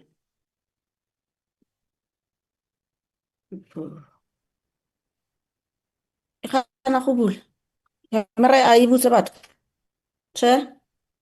Thank you. We can see you. Okay. Thank you, Chairperson. Welcome the presentation. I've already greeted when I was seconding the agenda. Let me applaud the department for achieving 84% is not a bad thing, but like the DG has indicated, they can work hard to achieve that 95%. And I will appeal for the department just to keep on pushing until they reach the targeted 100%. And then also to applaud the department for the achievement of 100% of paying the service providers within 30 days. And then I also request the department through you, Chair, to extend the awareness of First Home to the Northwest Province. It is not happening. People are not aware of that service. And then, Chairperson, let me go now to the questions. Looking at the non-financial performance and the percentage expenditure, the maximum of items, 44% was spent for rental and social housing. And then it was followed by 44% for affordable housing. But when we look at where human settlement is really needed, money is not spent. For example, only 11% was spent on integrated human settlement planning and development. And only 21 was spent on the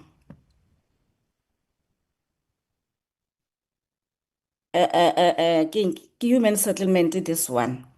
And then normally, when there is a shortfall, when there is non-performance, the department will always write a footnote to explain. But as to why these expenditures were not spent, there was no explanation given like we used to get it. And then what is the problem? My question is, what is the problem for non-spending of the allocated funds, especially for our critical programs like human settlement and informal settlements? And then the other question, Chair, with regard to the transfer of payments, only 18% of the allocated grant was transferred. And then for the HSDG, only 34% was transferred, and ISUPG, 28% was transferred. So my challenge here is, what are the challenges of not transferring money to the provinces? And what plans does the department have to remedy these problems?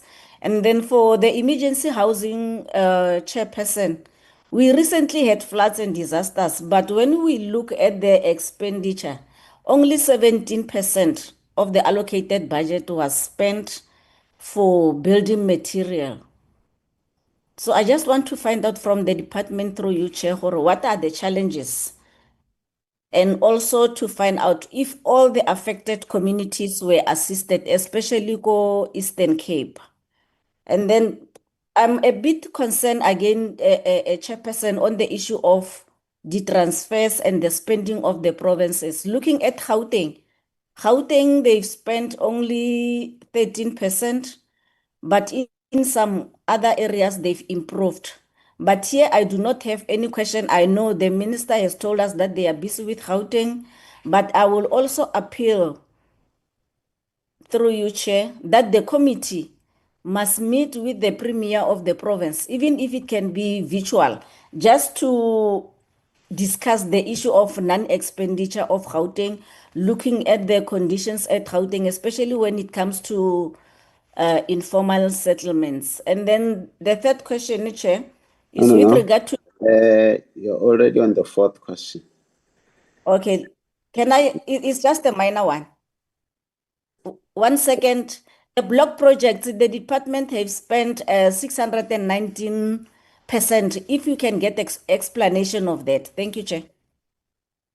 Thank you. DG?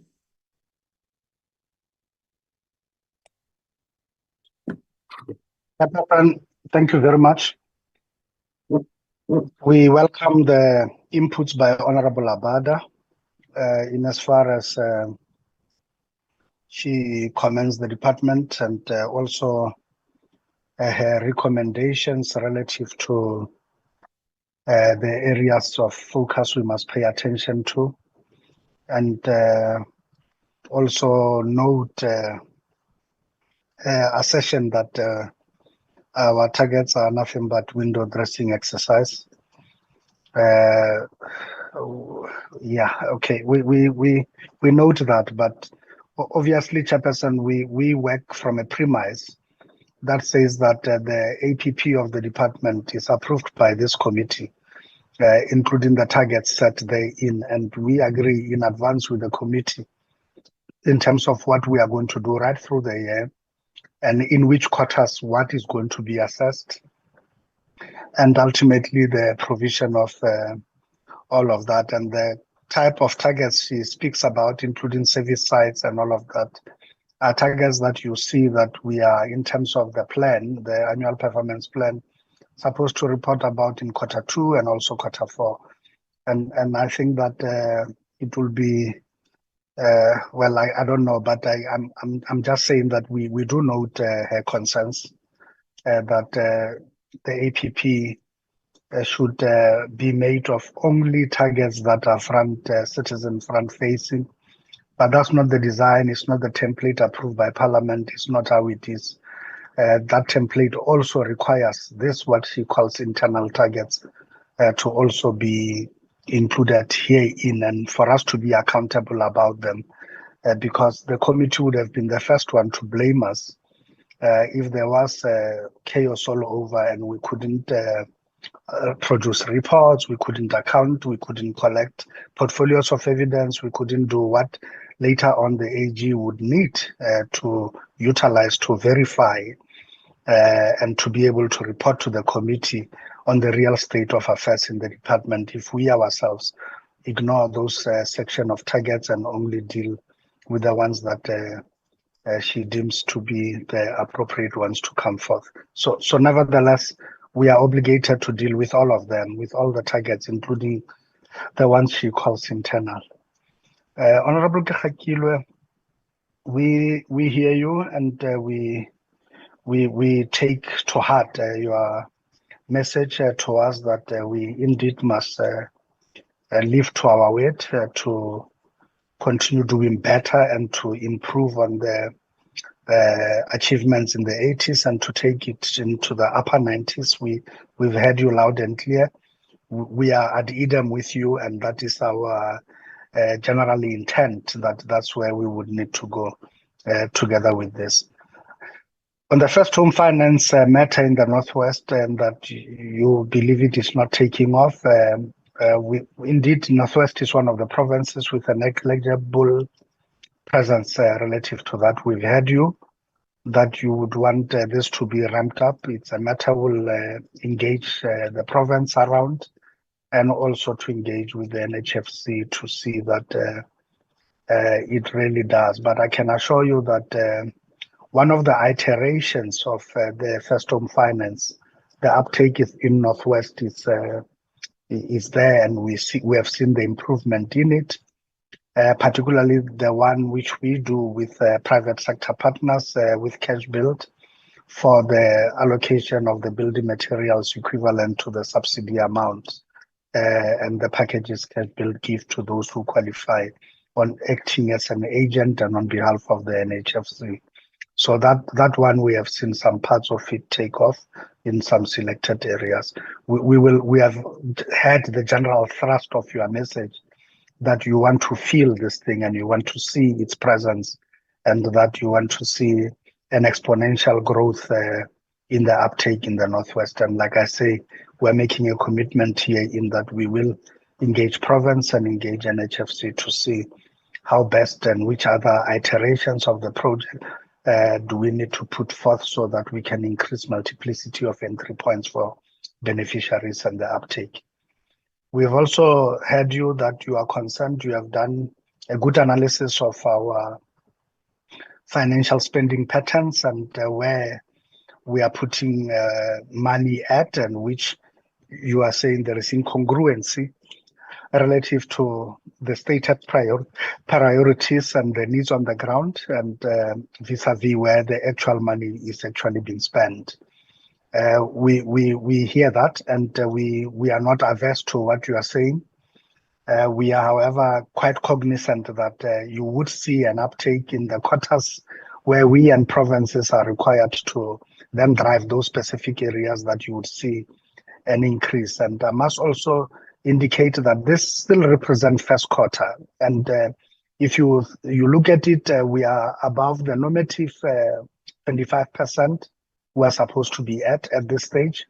But we also must indicate, you ask why is there slow spending in this regard, and what are the reasons, and that we're not attributing them there. Perhaps we should have done so, but nevertheless, I think it's not late. We can still explain ourselves. You would recall that Parliament had been struggling with the approval of the budget that the executive had tabled. And this had gone back and forth on 3 occasions. And we are obligated by law. The law provides a maximum threshold for which, prior to the approval of budget by Parliament, the executive cannot spend more than that. And we were tracking that magical percentage to make sure that we are not above that threshold, which essentially led us to delay deliberately the transfers to those that the transfers were due, both provinces and municipalities or metros. And accordingly, this has had an impact in the slow spending, because by the time budget was approved and we had to wait again, unfortunately, for the actual gazetting of this, and for the president to assent to the appropriations bill, and thereafter to wait for the Minister of Finance to gazette. And it was only after the gazette was given that we could then process transfers. And this had inadvertently caused delays in the transfers. We immediately went to town, Honorable Member, to look at what would it take for us to support the provinces and metros to make sure that the expenditure pick up and that we're able to be where we are.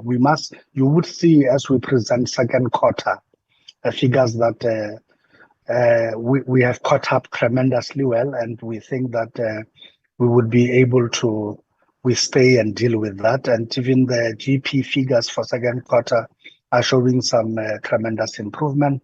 But we hear you for purposes of what is before you, and which shows 13% of GP. It does on its own at this stage suggest a bit of a crisis, because we would have anticipated that they should be around a straight line normative 25%, but they were at 13 as at the end of the quarter. But we had, as I've indicated, Minister did indicate in the remarks that we had met with GP specifically to reflect on this and on the performance, and she says she wants to have a second take after the second quarter figures have been audited and verified. She wants us to meet GP once more, to have another run with them, to see that as they were the lowest of the slow spenders, that they have caught up, and that the measures we had agreed with them in the earlier meeting have now aided and helped them to get to where they are supposed to be. And I think that that's what we could say. You are raising the matter of the block projects, and you are saying, why does it appear that it's a runaway train? It would appear as such because you would recall when we did indicate that we will emphasize on the provinces to deal with blocked projects and to prioritize the expenditure on blocked projects, and to see to it that where we are able to yield houses and vis-a-vis provision of bulk in exchange of finished units, and that bulk becomes an immediate catalyst for finished units, that route must be the preferred route. This was discussed at the recent MINMAC, and that approach has been seen and embraced at a political level, and we administratively have fully embraced that. And in our engagements with provinces, we have been saying that they must show the trade-offs in respect of this. And for those that have already returned plans and for which we have already granted them the right to reprioritize in this regard, this has normally meant that those resources would then be redirected to this and to unlocking blocked projects without necessarily compromising the objective of achieving outcomes which have always been service sites and which have been finished units. And we are quite good in as far as that is concerned, and inadvertently this will show a spike. And as you can see, this is quite deliberate. The spike is not fiscal dumping. It does not come right at the end of the financial year. It's right at the beginning in the first quarter, which shows that we are correcting what we have seen as a weakness in the system, and we are being flexible enough to allow the trade-offs to happen early on in the financial year to make sure that ultimately the yield of the units as the service stands remain what it should be. Thank you very much, Honorable Chair.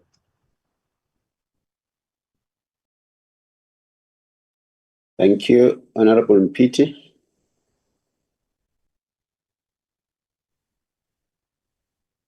Thank you.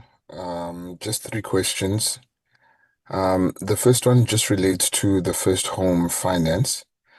Noting the fact that the department spent close to 38 million rand in the last financial year, 24-25, on advertising. Can we be clarified on what that expenditure was about, particularly when it's quite clear that many people in this country are unaware of what first home finance is, and the fact that the committee has recommended to the department to spend some time in trying to get this program out there to as many South Africans as possible as another option to be able to increase home ownership in this country. I think when you look at those particular figures as it relates to advertising, one would be interested to know how much actually went into advertising the first home finance, and perhaps to just get a breakdown of what that particular spending focused on, particularly when you look at advertising. And just staying on that point, what is the department's plan in regards to advertising as it pertains to the first home finance? My second point is related to what we've seen in the past 2 weeks, particularly in the relation of the growing informal settlements across the country, particularly those informal settlements that are growing in land that is being illegally occupied.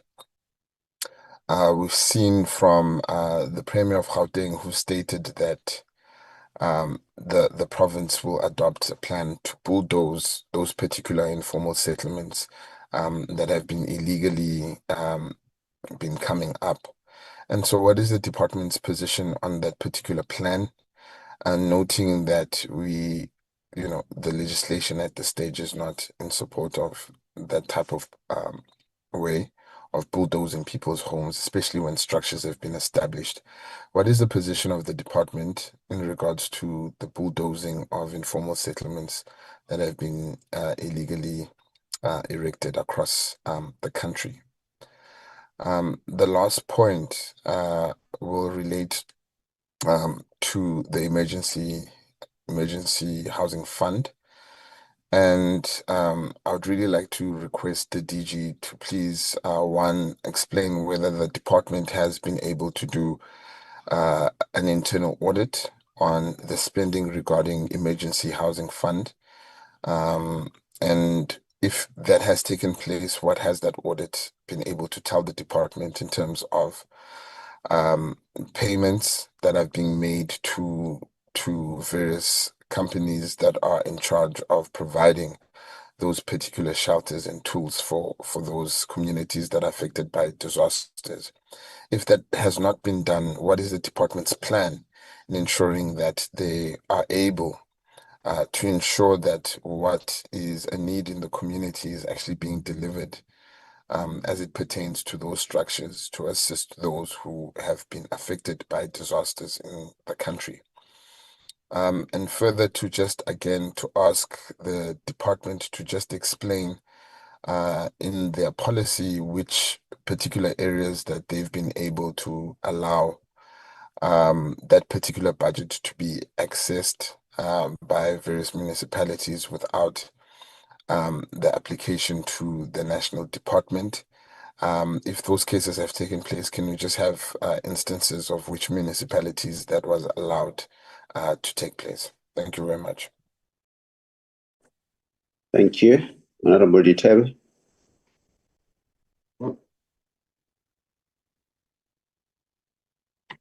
Chairperson, sorry, I was trying to use my laptop to connect so that you can have a better view of me.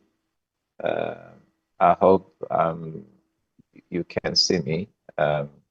You look beautiful. Continue. Really? Okay, Chair. Well, Chairperson, thank you very much, and thanks to the Minister in absentia and to the Deputy Minister who is with us. The DG colleagues, once again, all the officials of the department. Chairperson, the public finance management regime, be it at national, provincial, or local government level, is a very good instrument, but as fate would have it, it can also have its own unintended consequences. But let me just stick with the issue of the targets and all other important indicators which show the extent to which the department has performed or otherwise.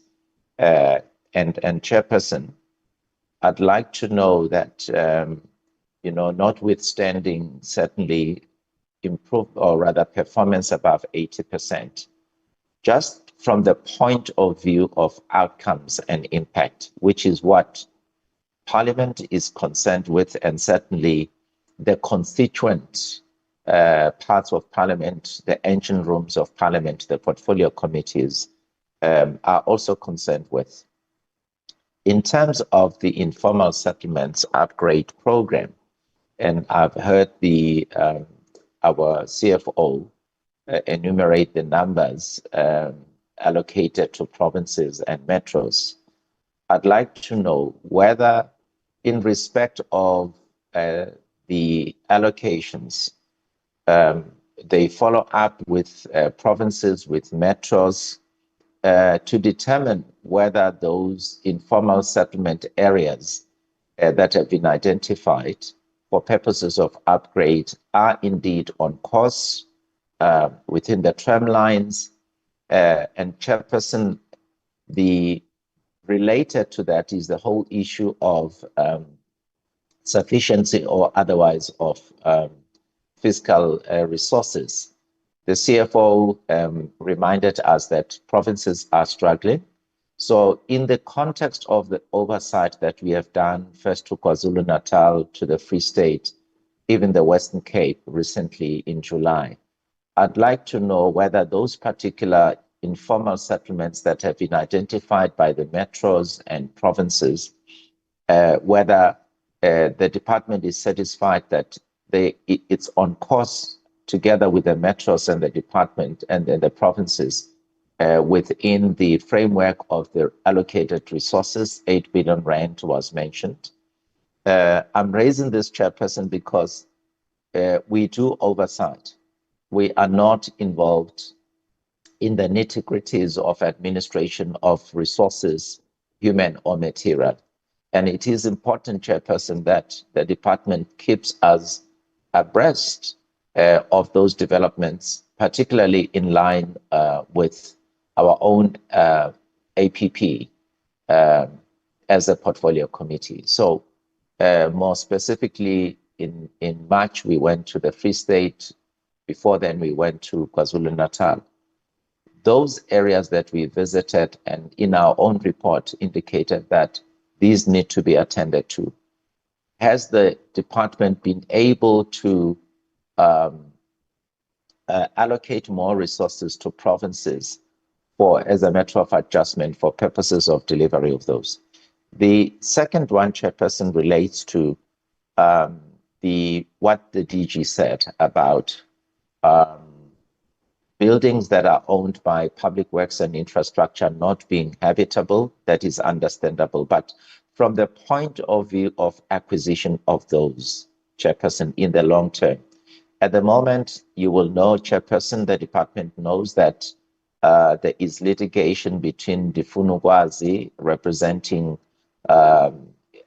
people that are in need of housing in the city of Cape Town, and the Department of Public Works and Infrastructure. 104 Darling is one of those buildings.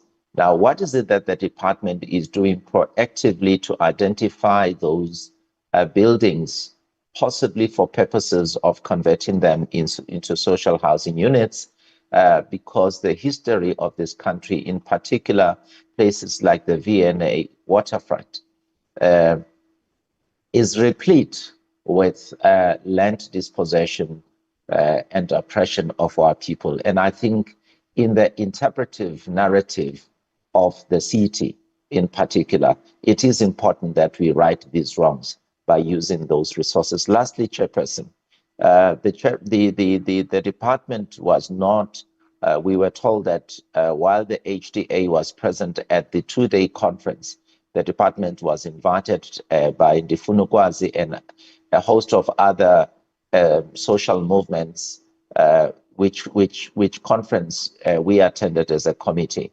And with the answer that the department has given about these buildings that are owned by Public Works and Infrastructure, why couldn't the department possibly send, apart of course from its own entity, HDA, somebody senior to go and explain that to people there?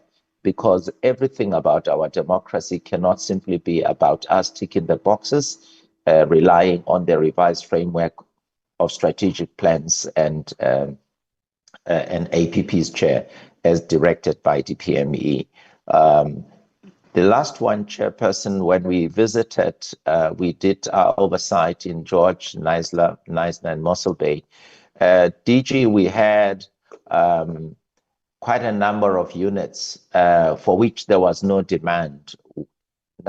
Nonetheless, part of the money that was used there was the FHF.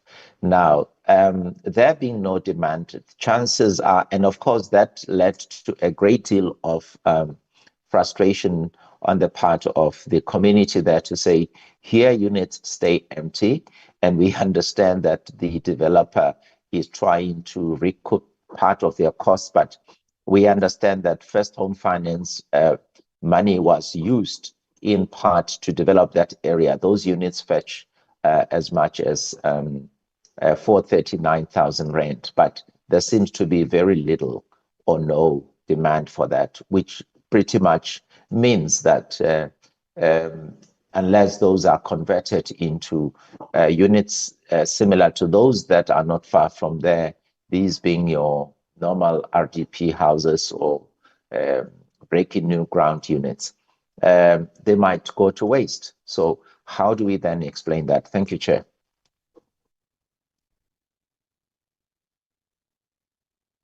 Thank you very much, DG. And in addition to questions to Honorable PT and Honorable Kamete, Honorable Kakakule says she was not answered on the assistance for Eastern Cape disaster, whether all people were assisted. Honorable Dlamini says she did not get a response about Mukondo and the outstanding number of deeds out of the 409 going to Betha. If we can also address that, then the last person who would ask a question after you have answered will be Honorable Gamede. DG?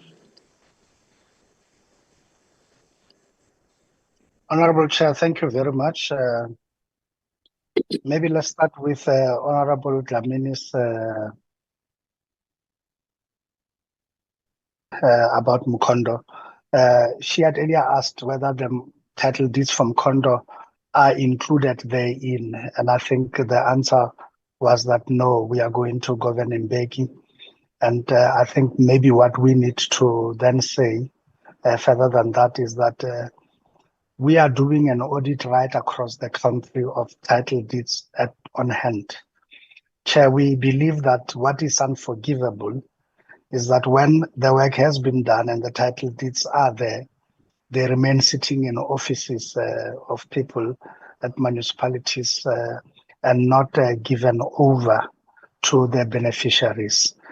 So the first port of call is to deal with those that are on hand.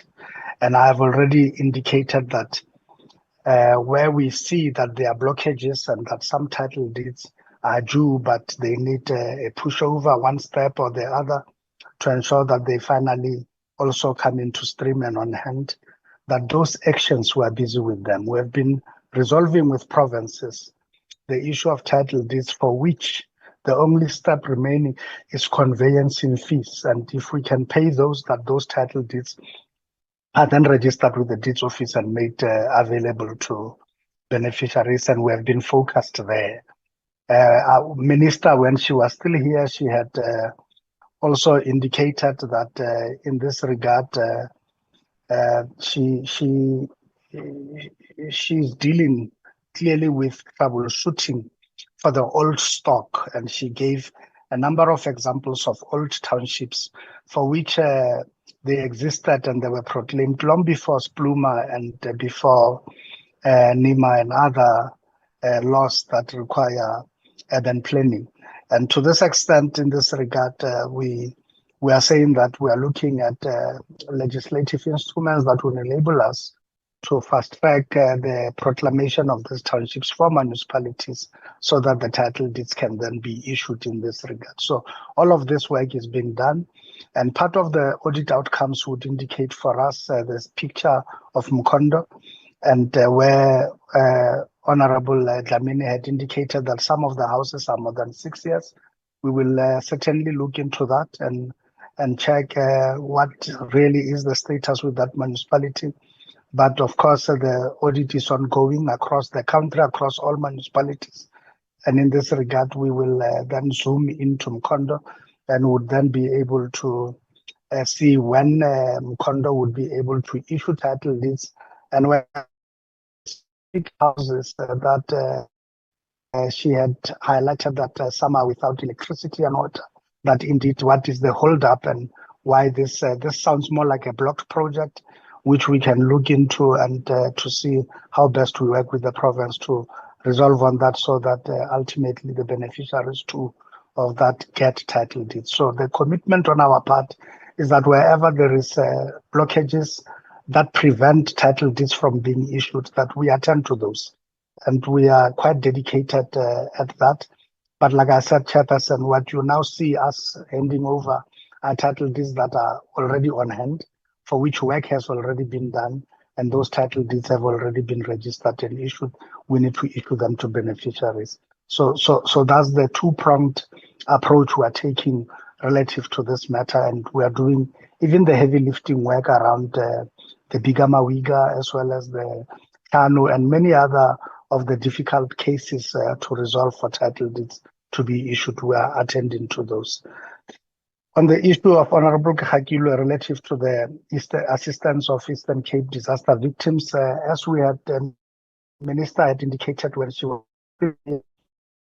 in the minimum parties where this and the land had been available to us, we had since built TRUs, and we had been doing heavy lifting to make sure that all beneficiaries are housed, and that has been done. And largely we had responded. I think it's only in Nguma where the work is still ongoing around the buildings, but because the land was only identified late and there is still shortage in Nguma of that land, and the municipality is looking at the possibility of even purchasing private land because it is not possible for us to resettle or to build on the land where the beneficiaries had initially settled informally, because those areas had shown that they are prone to flooding and that we will not be able to provide TRUs at that site. And we are looking for alternative lands. And I think other than the unique situation of Numa, all other areas have been duly attended to and beneficiaries have been housed in the TRUs. Let me now go to the issues raised by Honorable Mpiti, who raises relative to the first home finance, the issue of that it is unknown and people do not know, and therefore what have we really spent money on advertising on if people still do not know of the first home finance? I must indicate that there is often direct correlation, and I think between advertising as well as sales or uptake of interest in products. And our story is also the same. We can show with a graphic performance the before and after, and we can show the previous financial years what the uptake for first home finance, and even at the time it was still called flips, what it looked like and what it does look like now. And we can also show, even with financial performance, of what the budget looks like and where the budget was not all spent, and to where now, in the last 2 financial years, previous ones, that all money had been spent. And even now, we are for the first time looking at the possibility of running out of money even before the 4th quarter. So this shows uptake. It shows that gradually people are becoming aware, and indeed our campaign on this has begun to work, and the advertising work that we have been doing, which among the other products we have, first home finance has also been an anchor product we have been doing the marketing on. We had run a huge nationwide billboard campaign, which was the anchor campaign for us as a start, because we wanted a medium that is not seen once on TV and gone. We wanted a medium that would, for a significant period, and in other areas where we are targeting this, that those billboards will be there in the face of the communities for up to 2-3 months, and that people could actually see them and know the message, know how to respond. And the fun about the billboard is not only about motorists who see it like for 30 seconds and they have passed, but it is also where billboards are strategically located in communities, at taxi ranks, at all other areas that communities have an opportunity to even take the details down and to even note, or some of them even use their cell phones to take picture of the billboard and to actually know how to respond to the advert. And that correlation, we believe, is beginning to show that the uptake is not lying. The number of increase in the number of applicants uptake in this shows that. Honorable Mpiti also asked us what are the plans to make first home finance popular. We need to say that we have partnered with the SABC for the current financial year, and we are looking at getting huge campaigns around our products. Again, once more, first home finance being also one of the key anchors of that campaign to popularize this even further. We believe that the national broadcaster has the biggest platform with a number of radio stations, with the biggest online presence of broadcasters, and also with a number of television stations and its broadcast capability and reach to ordinary South African homes. And we think that that footprint is what has attracted us to partner with them to ensure that as a public broadcaster, fit with their mandate, they are able to educate society about our products, and also educate and provide in an entertaining fashion, as well as in a much more above the line serious manner, be able to communicate our key message relative to this product and together with our other products. So certainly, yes, Honorable Mpiti, we will be ramping up on the advertising program around first home finance and other of our products, and what we should be doing for citizens. And the key thing is how citizens are able to respond to those adverts and to the uptake of our products in this regard. And also the title deeds thing, we have also, we'll ramp it up, we'll tell people who have been staying in RDP houses that are now have reached the anniversary date of the 8 years predetermined period for them to then begin to come along for their title deeds, and we will be engaging and communicating with society and citizens around that, and that those cohorts that qualify are able to then make inquiries appropriately, and we're able then, when we go to area by area, that they too find the place under their sun in terms of receiving the title deeds that are due to them. So yes, First Home Finance and title deeds as two projects or two products that the portfolio committee said to us previously that we need to focus on. They would be the anchors for that campaign and advertising program.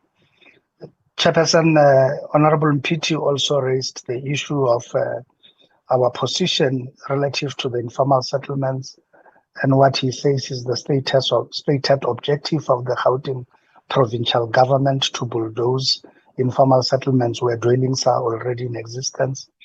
Our position, he asked what is our posture and position relative to that. Our position really is aligned to the law. We know what the law says, and we have been following case law relative to the decisions made about recognition of informal settlements, obligations of the state to that and to also beneficiaries. And our position is that we would not do anything untoward that is not aligned with the law. And that remains our encouragement to all the provincial departments of human settlements, and to encourage all municipalities to comply with the law. And we are also aware that the pertaining legal framework may not be as enabling as possible to be able to evict people willy-nilly and quite easily. But we have indicated our plans relative to this, and I think that the next presentation will also assist in aiding to discuss this matter and for us to indicate our stated objectives relative to the timelines and the revised timelines of what we're looking at in terms of the amendments to the PI Act. On the issue of emergency fund, whether we have conducted any audit, Chairperson, through you to Honorable Mpiti, we have done so, and we have done the entire population of certain provinces and key high-risk areas, and we have looked at that.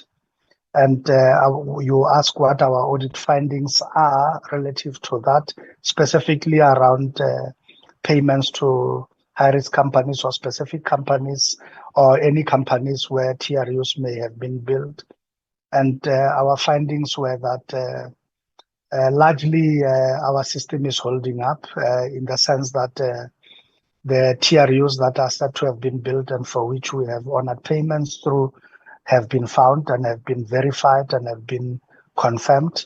We also need to quickly indicate that our internal audit services had also done a run on the TRUs to look at their availability. They also look at the quality of the build and whether it is compliant with the standards, and that similar findings were found, and also to indicate that the AG had also done a similar run in this regard. I think what is of import to what you are asking is where there are exceptions to that general narrative, and that those exceptions have been identified where certain companies have been paid, and only to find that not all the TRUs they needed to deliver had been delivered.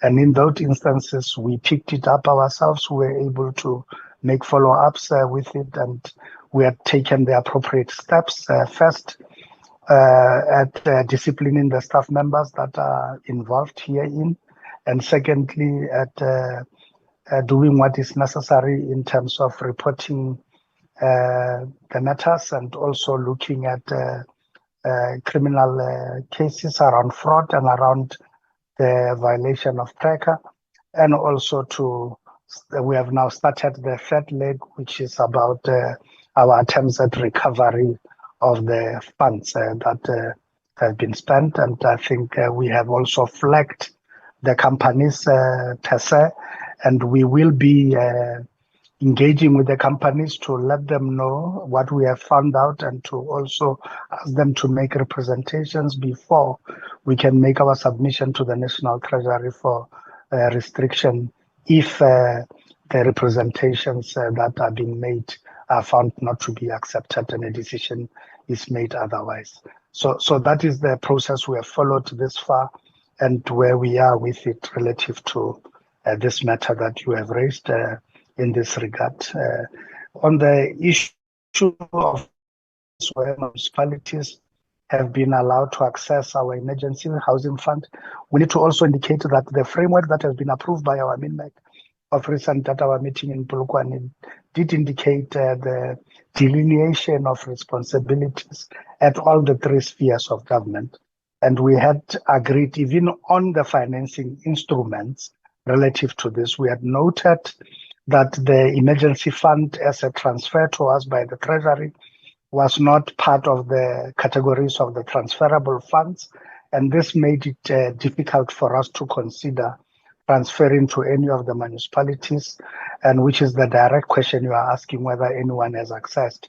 So the current scheduling of this fund would not have allowed this to be spent at or to be spent by the municipalities or for us to transfer to municipalities or provinces. However, we had agreed on a mechanism by which a portion of the ISUPG or the informal settlements upgrading grant can be utilized for minor impacts and minor disasters, local disasters. And we have defined those as anything between 1 and 20, and 1 and 50, and where any municipality can be able to respond to that. And where those reach 50 to 100, that they would require the support of the province. And provinces too have their own allocation of can then be syndicated with the allocation of the SUPG at the municipal level. And where disasters are greater and bigger, and provinces and cities want us to come in the fold, we will immediately respond as such, and we will respond with all the resources available at our disposal. And this mechanism has been agreed to as a start, and we have then said we will have to work around the possibility of relooking at further rescheduling and also at further sharing of resources as a better mechanism to deal with disasters. But as it is, all provinces and all metros had approved and accepted the framework without any dissent. And we are all agreed as a sector in terms of what we need to do and how to respond to disasters as they occur. Honorable Duterte raised the matter of the informal settlements and whether we remain on track and on time and within budget. And we must say that we had asked for a reprioritization of the informal settlements in this regard. You would recall that previous financial year, we committed that we will do the assessments. We have done assessments in some of the provinces. In this regard, we have also asked provinces to then indicate to us which top 10 of the informal settlements are ready for migration from phase 3 to full formalization. And we also asked that we be shown a transitioning strategy for informal settlements in phase 1 and how do they get to phase 2, and also those in phase 2, how do they get to phase 3. And this the provinces have been working on. Even cities, Johannesburg just last week had given us its list of 10. We are doing our crunching around top 10 of each metro and of each province. And we are looking at that, and from our historical database on the phase 3 municipalities, phase 3 informal settlements, we've been looking at which ones are most ready. We've been doing a gap analysis around compliance. What makes this job tedious is that the bylaws are not the same across all municipalities.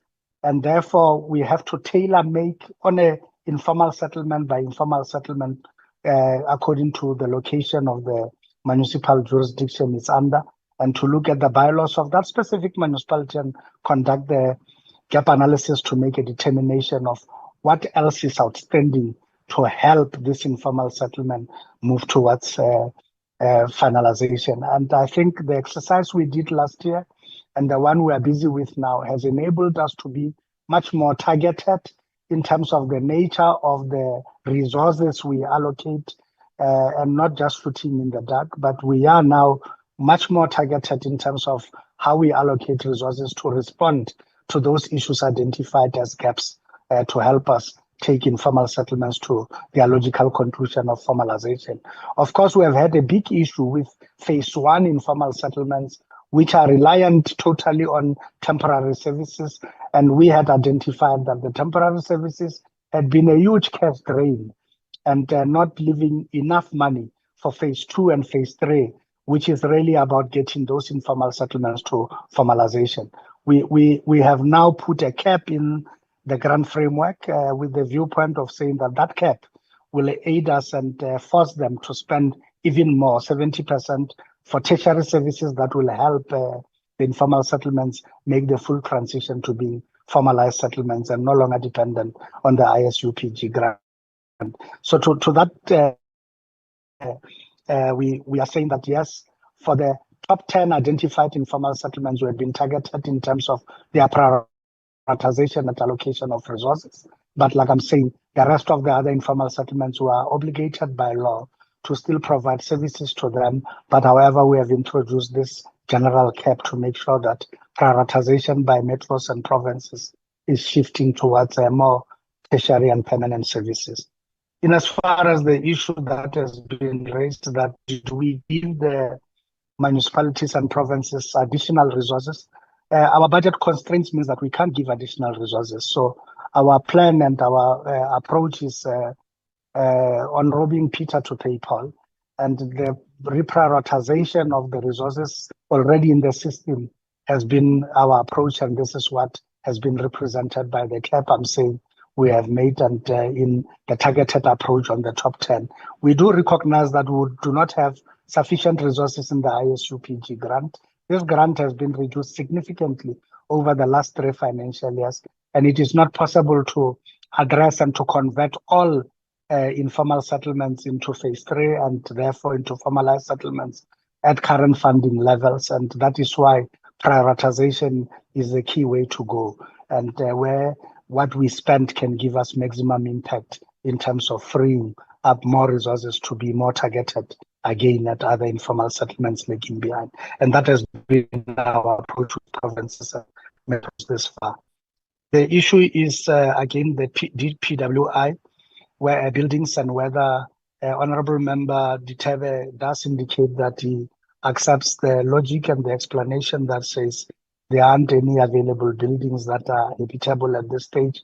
But however, he raises the matter that says, are we doing anything proactively in terms of the measures to make sure that we're able to use those buildings and convert them so that we are able to respond to the call of the poor to be closer to CBDs and to places of work? And we say, oh yes, we like I've indicated earlier when I was responding to Honorable Kekakilwe, that indeed we are looking at this. We have met with DPW at different levels, and we have already begun. We have identified buildings I've said in the CBD of Johannesburg as well as in Cape Town, and we are continuously doing the same work. And I've indicated that eThekwini is the next happy hunting ground for us in terms of scouring the DPW asset register with a viewpoint of identifying buildings and properties that are available within CBDs and areas on the outskirts of CBDs to ensure that we're able to convert them into various typologies. And that work, I've indicated that it is ongoing and that it has even led us to a semi-moratorium of sorts on encouraging provinces not to buy any more land until we have a plan on and we have begun the conversion of what we already have in terms of the land previously purchased, but also land that is already available on the books of government that can be converted with ease for that purpose. And this is where we are. The brownfields, obviously, is a new area. We had to toil with the idea of which instrument we needed to use.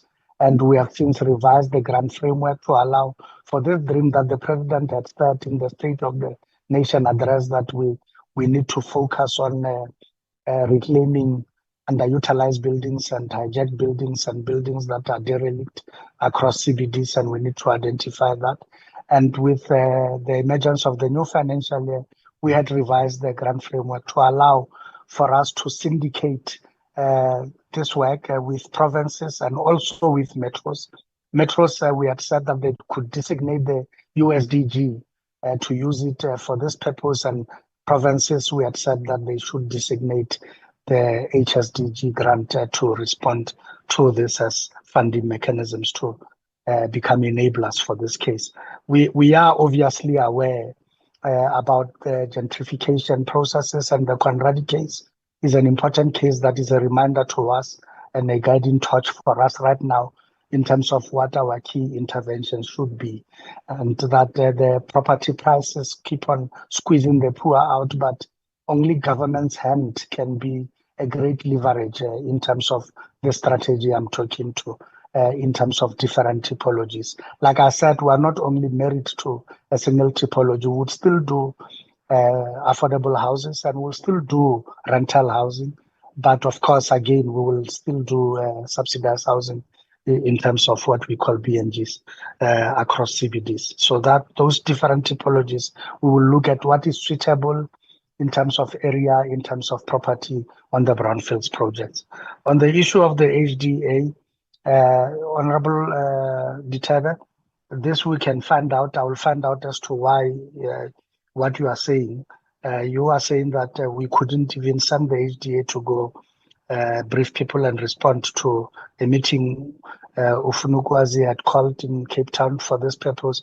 We will find out why, because we are not aware. At this stage, as you raise this matter, we are not aware. I'm only aware at the time when we were doing the white paper process and we were consulting. Ufunukwazi was there, had raised his concerns and which that even was one of the 3 NGOs that asked for an extension so that they can make inputs to the white paper process. And we, former Minister Kubai, did indulge those NGOs, and including Funukwas, and we had bilaterals with them around that, and we had engaged that. We do not know of post those processes any of the invitations they may have put forth to us, other than when they had a summit, which I believe we participated, including Minister had addressed it, and also myself, I was present there. So I'm not sure of any other one, but we can find out, and if there has been a lapse, we can fix that in the system to make sure that that doesn't happen. But as a general policy,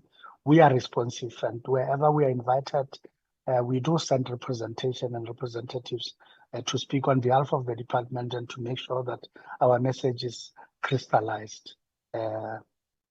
So that will be the situation. So I think that will be that, Honorable Ditebe. In as far as the other matters, I think they were just that Honorable Ditebe made. Thank you very much, Chair.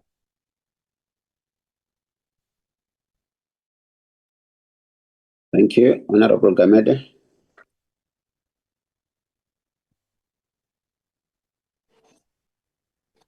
Hey, Chairperson, I thought maybe you were not going to let me participate. I thought maybe Honorable Ditebe has lobbied you. No, thank you very much, Honorable Chairperson. Greetings to my fellow colleagues, members of the Portfolio Committee, our very important professional team, and also greetings to the department led by the Deputy Minister Thembima Mbehlala, and also the DG. Chairperson, one has noted that the overall financial performance has shown that the department has only spent 20% of its total allocation as of June 30, 2025. This low expenditure rate across the board suggests a potential disconnect between budget planning and the actual pace of project implementation, which could also affect the department's ability to achieve its full year objectives. The data indicates that a worrying pattern of high expenditure spikes towards the financial end of for grants like the urban settlements development grants. This practice is especially noticeable in metros like eThekwini and the city of Johannesburg. Raises concern about the quality of work, rush project and rush project completion, and also potential lack of proper oversight as a significant portion of the budget is being spent in a short period. Chairperson, considering the fact that the department's overall non-financial performance of 84% achieved targets and the significant financial variances across multiple programs, what specific systemic or organizational improvements are needed to better align budget allocation and expenditure with planned deliverables, particularly in programs like informal settlement and integrated human settlements planning and development, where financial spend is low despite targets being met or partially met? Given the fact that several provinces and metros are overspending their transferred funds for the informal settlement upgrading partnership grants, while others are significantly underspending, what are the underlying reasons for this inconsistency? Are there different models for grant utilization or specific provincial and municipal capacities that are causing this disparity? And how can the department leverage the high performing areas as models for improvement in the low performing ones? Chairperson, this one is just an actually it's more of a comment or an advice to the DG and the team. I think Honorable Lekakile has mentioned the issue of the floods that I think it was around June that happened in Eastern Cape. One of them would be the issue of Slovo Park. I understand that the CFO has mentioned the issue that there is a budget for the structuring or the erection of temporary units for those people or for the victims. Can DG please assist us, draw closer to that province and make sure that you because one was there during the constituency period. What one has witnessed there, it's actually, or what we heard from the people on the ground, it's actually not right. The allegations that there are people who are real owners or who used to own houses that were affected in the area of Slovo Park. Now, now that people must benefit from this, there are suddenly people from the officials' part that they are calling their relatives to come to benefit out of this, because the immediate I understand that there are people who do not have houses, but the people who should immediately benefit from this are the ones that were affected during those floods. I wanted to run past you, DG Chairperson, if the DG can assist us in following up on that one, because we want those people from Slovak to be the first beneficiaries. Then after that, we can look after all our people. We want our people to get adequate houses. We are true to that one, but let us first attend to what actually happened in that area. Thank you very much, Chairperson. Thank you very much, DG. Honorable Chairperson, thank you very much. The first question of Honorable Gamede, I believe I have attended to it, Chairperson, but let me just recap quickly for his benefit. I've indicated, Chair, relative to this question, that the slow spending you see of 20% on our part is obvious because of the delays in the approval of the budget by Parliament, and the number of times this has been sent backwards, and we couldn't violate what was in the DORA and what the DORA allows for us to spend prior to that. And we had been crossing our fingers that the third time it will go through, because it will have meant a lot of challenges with contractors not being paid across the board in provinces, in metros. It will have meant a lot of challenges even on our part relative to this matter, and the delay in the achievement of targets and the slow pace with which we would be able to respond to that. But nevertheless, Chairperson, it was ultimately done, and I had already indicated that we immediately went to work to look with provinces and metros what will be the recovery plans to make sure that we put the needle and attend to expenditure frameworks that will help us catch up with where we ought to be. And as I've indicated that the taste of the pudding would be seen when we do second quarter reporting. We have been looking at monthly numbers as they are coming through, and we have been taking remedial steps with provinces and metros. And correctly, Chair, we are a bit confident that we will catch up, as I have indicated, and that we would be where we should be with the expenditure pattern. Save for that, because we did delay, we could have spent way, actually even beyond the 20% you see, and actually even beyond the normative 25%, would have been in the region of 30% expenditure had we not withheld payments backwards in this regard. Chair, I wish to ask, okay, before let me answer the one on Slovo Park, and just to indicate that we are working on that. We have just received yesterday the report of the NMPRC on the assessments that had happened there, and what repairs are required. And relative to the explosion, we have been given the figures of what it will take to do the repairs, and to some of the houses now require demolition and to be rebuilt, and we are clear. But of course, the quick wins are the ones where in the outer ring where only windows have been broken and window panes have been broken. We are looking at that of immediate from the emergency discussed with the head of human services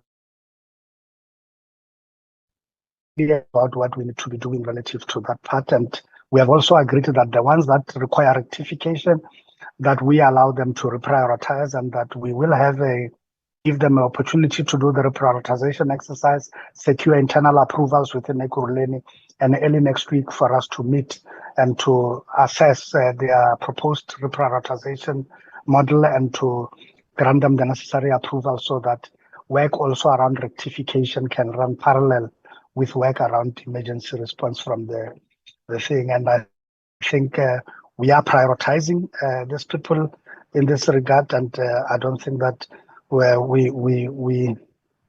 in any way not taking to heart what Honorable Gamede says. We have taken it to heart, and we have heard him loud and clear. We will continue to prioritize that those houses be done, and that they be done first in terms of this dual thing. And the reprioritization, like I said, simply means robbing Peter to pay Paul. And in this regard, it means that money dedicated for some of the projects that should have been taken forward will now be redirected to respond to the emergency. And that shows that indeed they are being prioritized first, and that, as he says, all of our other citizens can follow. That is the route we are actually taking already, and we are at idem with him and aligned in thinking in terms of what needs to be done. On the issue of the grants, let me just give to the CFO to respond to what Honorable Gamede had raised, with your indulgence, Chair. Thanks, DG. On the issue of the spike on the USDG, Chairperson, I think on our slide, one of our slides, we are indicating that we have picked it up that during the year there is a slow start, but towards end of the financial year, there is a spike. Usually what we do when it comes to the difference between the 2 months, we take a step further to look what is it that we have actually paid. Because they are allowed to use the accrual basis of accounting, you'll find that most of the invoices that are coming towards the end of the financial year. And we have noted that. Hence, we have also put it on our presentation to show that as the National Department, we are not happy and we are indulging the metropolitan municipalities together with the provinces that we should come up with a plan whereby we are able to spend on a quarterly basis, but not wait for the end of the financial year to have a spike. We have picked it up, especially on the city of eThekwini and the city of Ekurhuleni. I did also, when I was doing the presentation, speak about it, that we are really concerned because when you look at Ekurhuleni, when they submitted their financial statements at the 31st of August, they moved from 45% to 100%. So we are still going to have a conversation to actually drill down and see what actually happened, that during the year they were unable to spend, but come end of the financial year, there is a hockey stick approach when it comes to the spending on the grant. And when you look at the overspending on the provinces, especially on the informal settlements upgrading partnership grant, if we can go back when we were presenting the APP, we did show that our grants, instead of going up, they are going down, especially the informal settlements upgrading partnership grant. Last year, the total allocation was 4 billion. If you look at this financial year, we are sitting with an allocation of 2 billion. So it's half the allocation of the last financial year. And you can see the prioritization that DG is talking about. We have already started the discussions. When you look at the Free State, they've already spent, I think, over 80% of their annual allocations. Because of the moving downwards of the grant is not going up, and they have got a lot of projects that they have already started implementing. So that's why we had to sit down with the Free State to say, let us look at the project that we can prioritize, because there is no additional funding, and we know that even the coming year is going to be worse. And we've already started the discussion on the MTF with National Treasury, whereby Treasury came back to us say there is no additional funding in the fiscus. So if you have to reallocate, you need to reallocate within what you are sitting with. And when you look at the informal settlements upgrading partnership grant, there is no province that is struggling.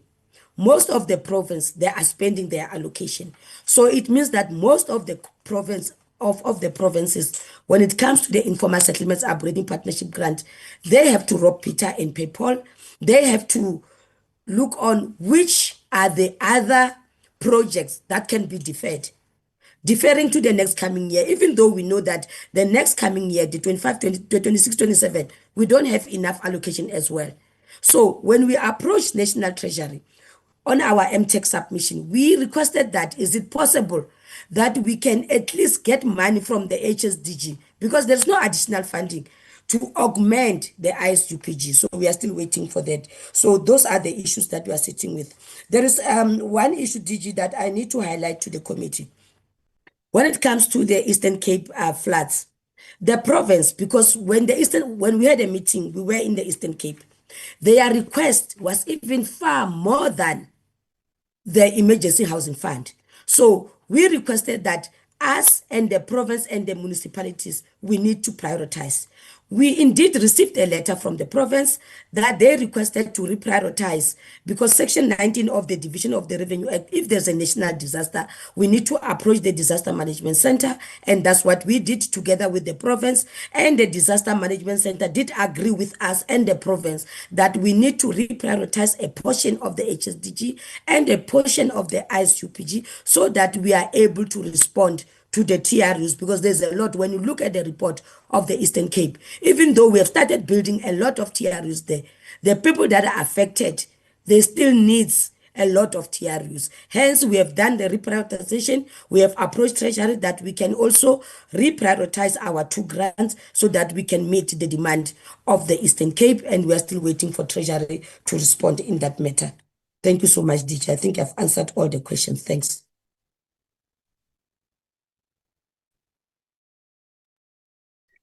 That is our story, Honorable Chairperson. relative to the answers raised by Honorable Gamede, and we believe we have answered all of the 4 questions he asked. Thanks, Chair.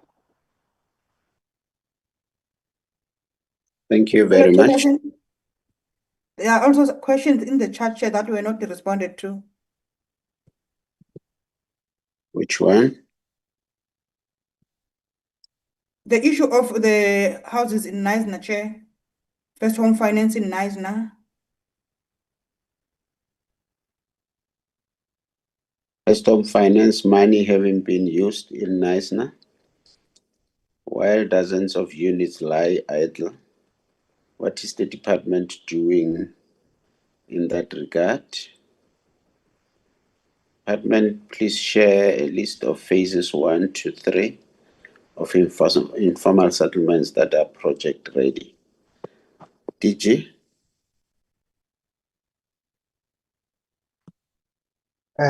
Chairperson, thank you very much. I think on the questions that have been raised in the chat, the other one is not a question, is a request that we provide a list of projects of informal settlements we believe that are ready. When they say project ready, I take it that it is meant to say those that are ready to be converted from phase 3 into formalization. So I think that list we can provide, Honorable Chairperson. Like I said, we're still continuously doing the audit of the top 10s, but we can give on as far as what we have already done right now, and the ones that we say that they are closest in terms of the gap analysis to conversion. I think we can provide that list, obviously with the disclaimer that it remains incomplete, that list, and it's work in progress, but we can give an update about how far we have gone this far and how many we have picked up from that process. The other one is about the houses in Neisner built with first home finance, and that many units lie idle. Of course, that is a specific project we can follow up with the Western Cape Provincial Government to get the feedback in terms of what is the current status, and we can undertake to revert back to the committee with that. Thank you, Chair.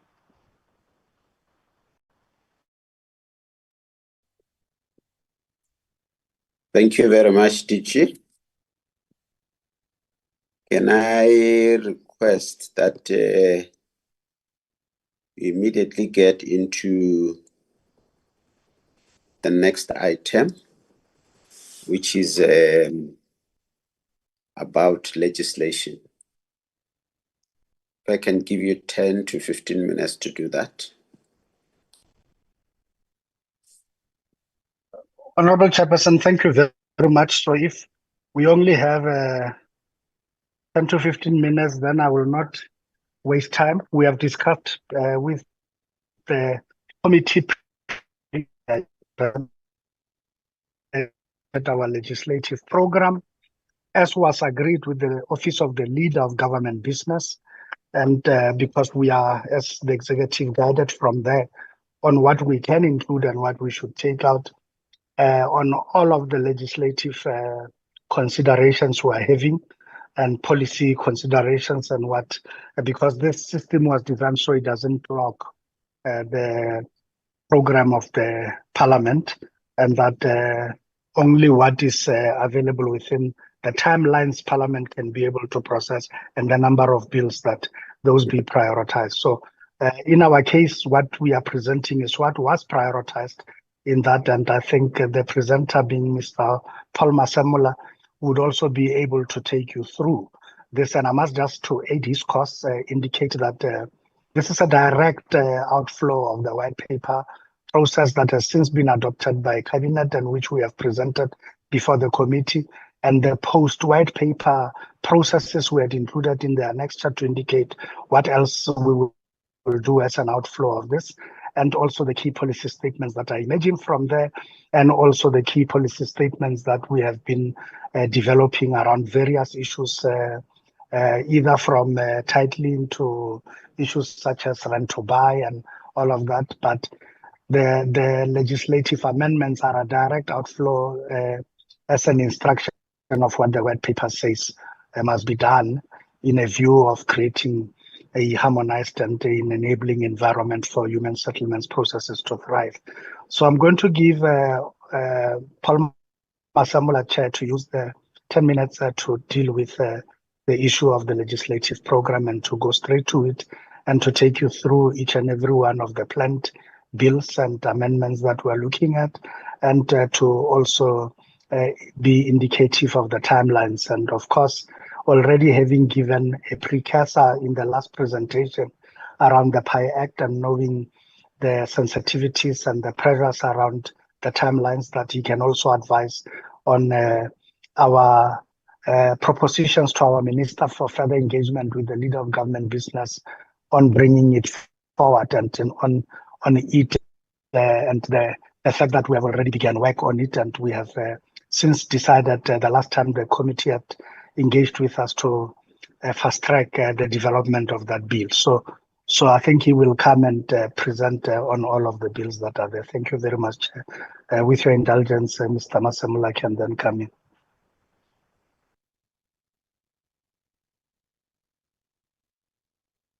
Mr. Masamula. Thank you, Honorable Chairperson, honorable members, honorable Deputy Minister, and members of colleagues. Thanks for the opportunity. The presentation outline is the purpose white paper for human settlements, key policy statements, human settlement legislative program and roadmap, legislative roadmap considerations and recommendations. Next slide. The purpose of the presentation is to appraise the Portfolio Committee on the progress towards policy development of the Department of Human Settlement and Human Settlement legislative program for the period 2025 to 2030 and the roadmap. Next slide. The white paper which we're dealing with, the Cabinet has approved the white paper for human settlement in December 2024, and it has been gazetted. And currently we are translating it into 3 official languages. It promotes the prioritization of the most vulnerable of the society, including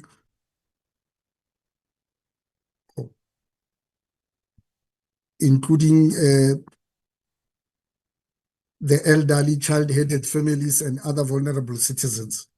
It determines the framework to coordinate all spheres of government, sector departments, and government role players, and facilitation for the effective planning and implementation and capacitation of the responsible institutions. Key policy statements: we support the international and regional cooperation, best practice benchmarking, the continuously pursue opportunities for international and regional capacity support on issues of promoting integrated sustainable human settlement in South Africa. Government reforms and institutional architecture to enable appropriate realization of integrated and sustainable human settlements.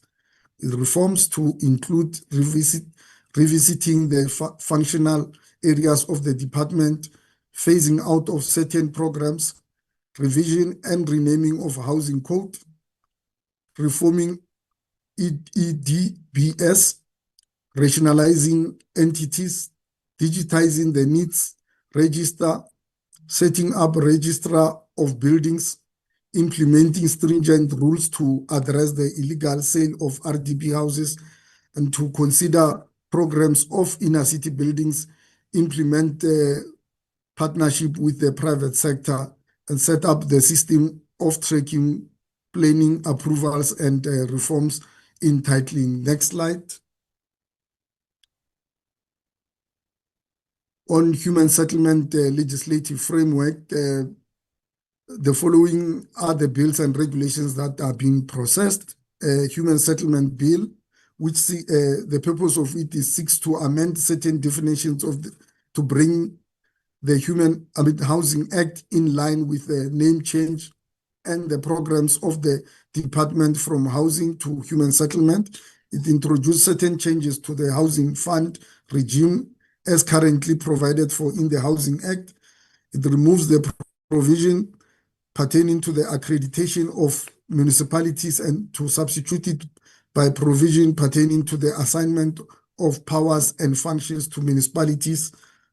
A review of the Act is currently being undertaken, and it will be finalized in the fourth quarter of this financial year, and the bill will be submitted to Parliament in the financial year 2027-2028. Next slide.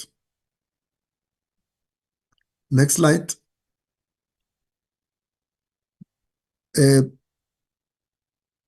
The legislation, which is the Prevention of Illegal Eviction from Unlawful Occupation of Land Act 1998, it seeks to amend or rather insert and substitute certain definitions. It amplify the provisions relating to the prohibition of certain acts and to create certain offenses, regulate the granting of court orders, to promote the concept of meaningful engagement, and to create certain responsibility for landowners or property to take reasonable steps to protect it.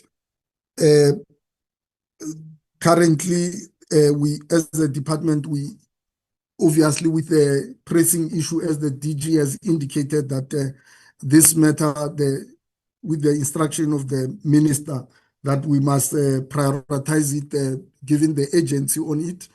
We are working already with the SALGA, and we have solicited input from provincial departments, including the metros, on the amendments that they seek to see in the amendments, and they've done that, and currently we are in the process of processing that, and the bill in initial submission that would have had is that it would have been presented to Parliament in the 2027-2028. Next slide. Home Loan Mortgage Amendment Bill. It seeks to amend the Home Loan and Mortgage Disclosure Act of 2000 to provide for a fair lending practices which require disclosure by financial institution of information regarding the provision of home loans. It eliminates discriminatory lending patterns and practices by financial institutions in accessing home loans. It extends the powers of the Office of Disclosure to investigate public complaints on financial institutions relating to home loans and to provide for instances that constitute a conflict of interest.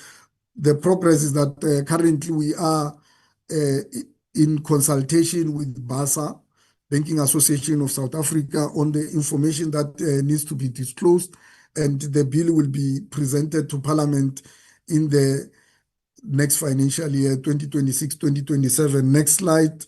The regulations under the Housing Consumer Protection Act. The regulation seeks to effectively regulate the home building industry by inter alia strengthening the regulatory mechanism in the home building industry, as well as enhancing the protection of housing consumers.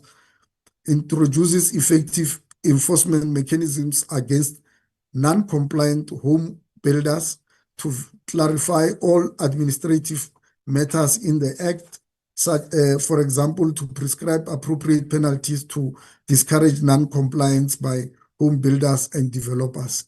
We are currently drafting the regulations which will be submitted for minister's approval during this financial year on the fourth quarter, and they will be then submitted to Parliament in the 2026-2027. Next slide. Regulations under the Rental Housing Amendment Act 2014. The Rental Housing Act amends the Rental Housing Act of 1999. It provides for norms and standards related to rental housing, introduces various changes that impact the relationship between tenant and the landlord. It requires all municipalities to have rental office, expands the powers of the Rental Housing Tribunal, and it seeks to operationalize the 2014 amendments. We have currently received a final opinion from Office of State Law Advisors, and we are finalizing on internal consultations on them, and that it will then be submitted to Parliament on the fourth quarter of 2025-2026 financial year. Next slide.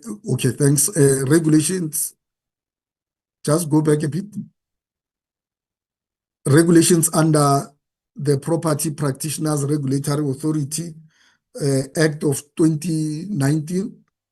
The department with PPRA has initiated a process to repeal the current regulations and are working together towards finalizing the draft regulations. And the current regulations for the PPRA to manage and regulate the property sector due to the distorted and unclear regulatory procedures.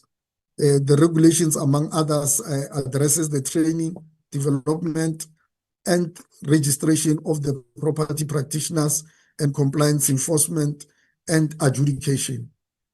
The draft regulations will be submitted to Parliament in the financial year 2026-2027. Next slide is Community Schemes Ombuds Services Amendment Bill and regulations under the Schemes Ombuds Services and Sectional Titles Schemes Management Amendment Act Amendment Bill, and the regulations under the Sectional Schemes Management Act of 2014.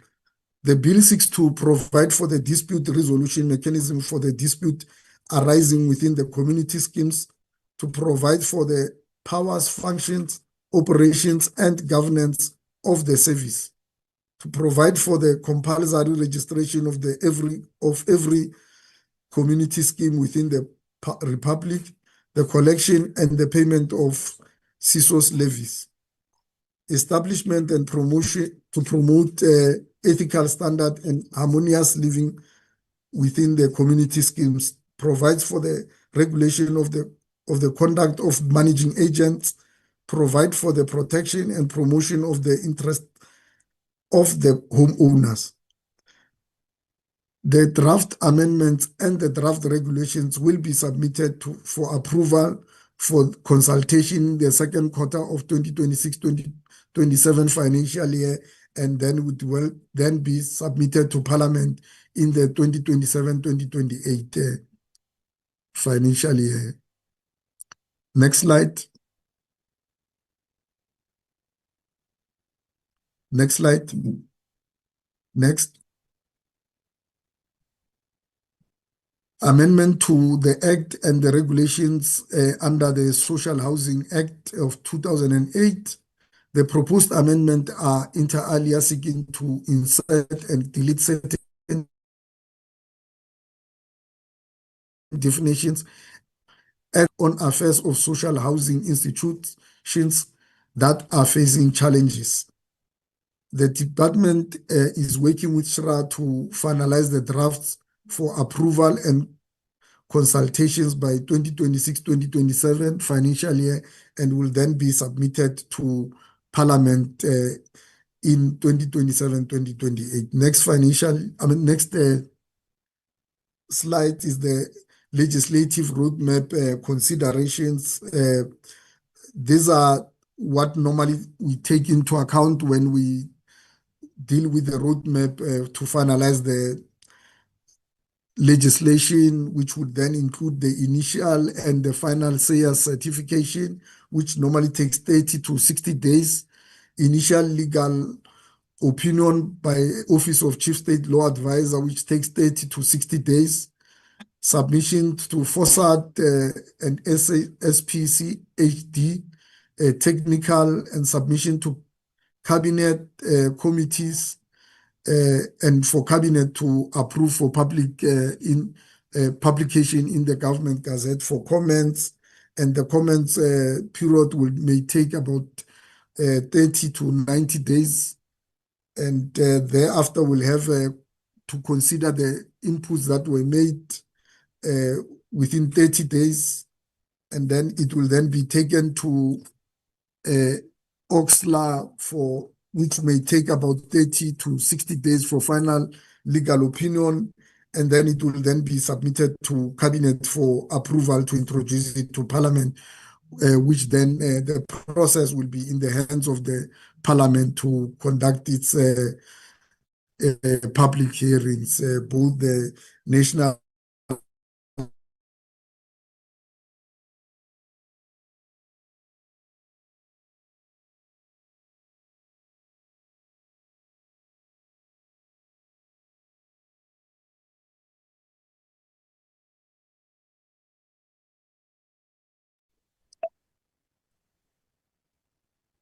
Is it me who doesn't have? Mr. disappeared, Chair. For all of us, Chair.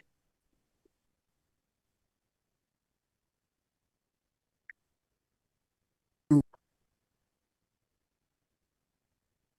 Masamola, your network is bad, but it's fine. We've lost him, but I think he was already at the end of his presentation. I don't know, but I think the DG will assist us. I think for me, even before I give members, for me, the presentation is a problem, because our principle as a committee is that what we start, we want to complete. And if you say you are going to submit to the committee by 27, 28, you're just saying we can't deal with it as this committee. 2029 is a dead year because it's a year of elections.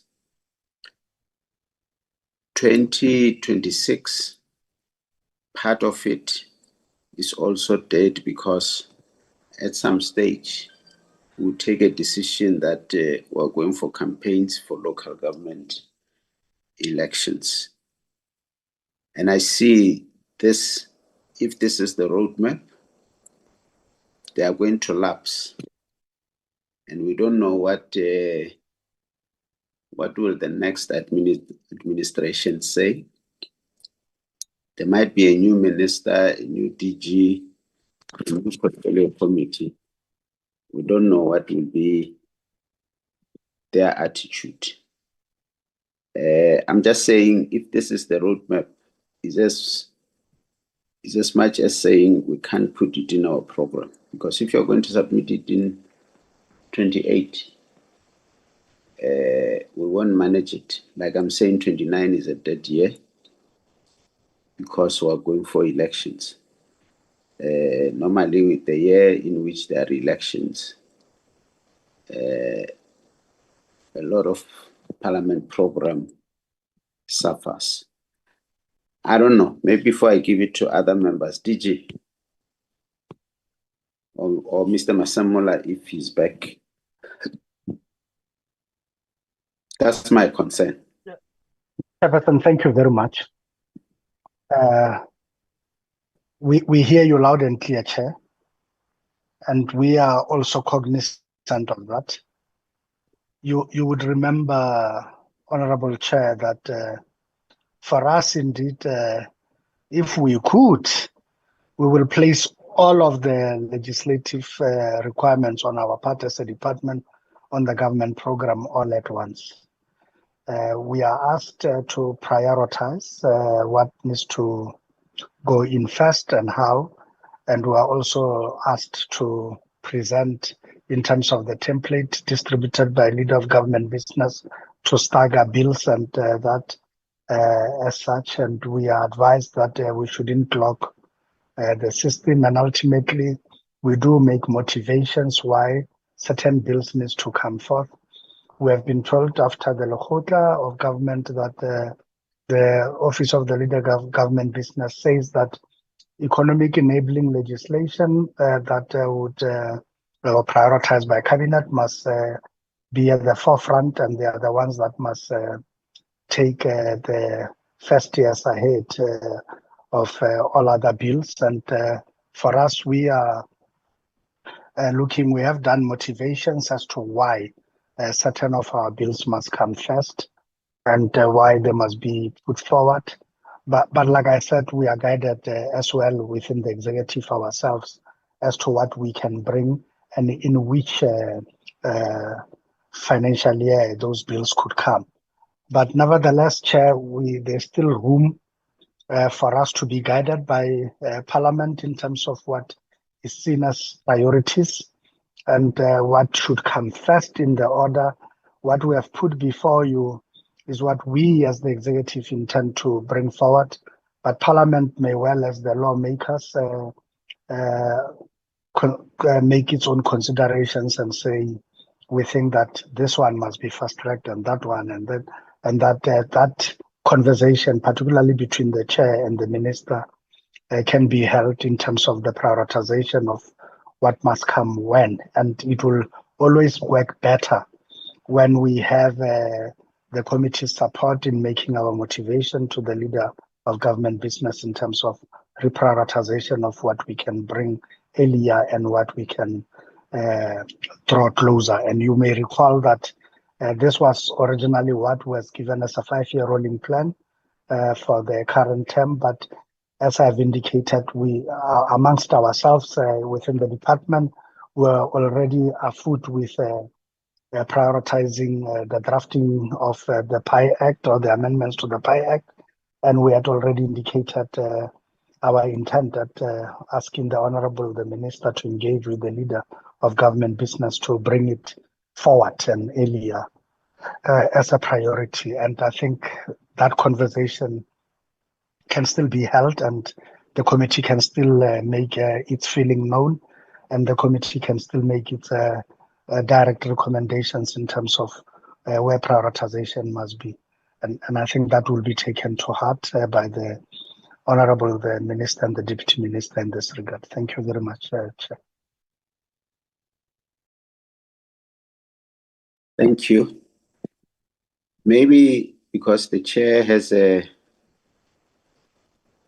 meeting with the minister on Friday, maybe one should raise it with the minister.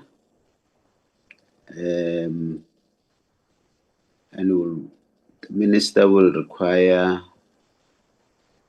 support from the DG and see whether we can salvage the situation and look at even alternatives. Because as it is, for us as this committee of the 7th administration, if we leave it as it is, then it means we will not deal. We must just agree that we are not going to deal with legislation in this term. I don't know whether members agree that there be an engagement with the minister. As a chair, I'll do that. We'll also need the support of the DG.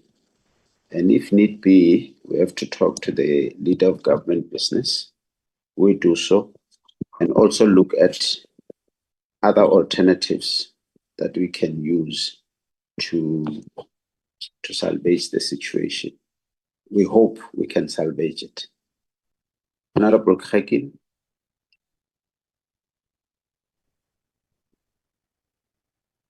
Thank you, Chair. My only concern with regard to the PI Act, we had a meeting with the private member, and the portfolio committee took some resolutions. And Chair, 2027, 2028 for the bill to be presented to the Parliament is very far. I fully agree with you that despite the parliamentary processes, some of our acts or bills, they need to be attended to urgently. So I just want to know if the bill, the draft one, because I expected that by now we were supposed to be given the draft bill with whatever resolutions we took during our meeting with the private member. So, Chair, I propose that we get that PI Act And after your meeting with the minister, then this thing must be fast-tracked and it must be finalized before the end of this financial year. Some of the processes, they delay us, and our people are just waiting and looking for us to do something, whereas we will be telling them that these are the processes. I fully agree with you, Chair, that some of our bills, they must just be fast-tracked and be implemented. Thank you, Chair. Thank you. Honorable Pity.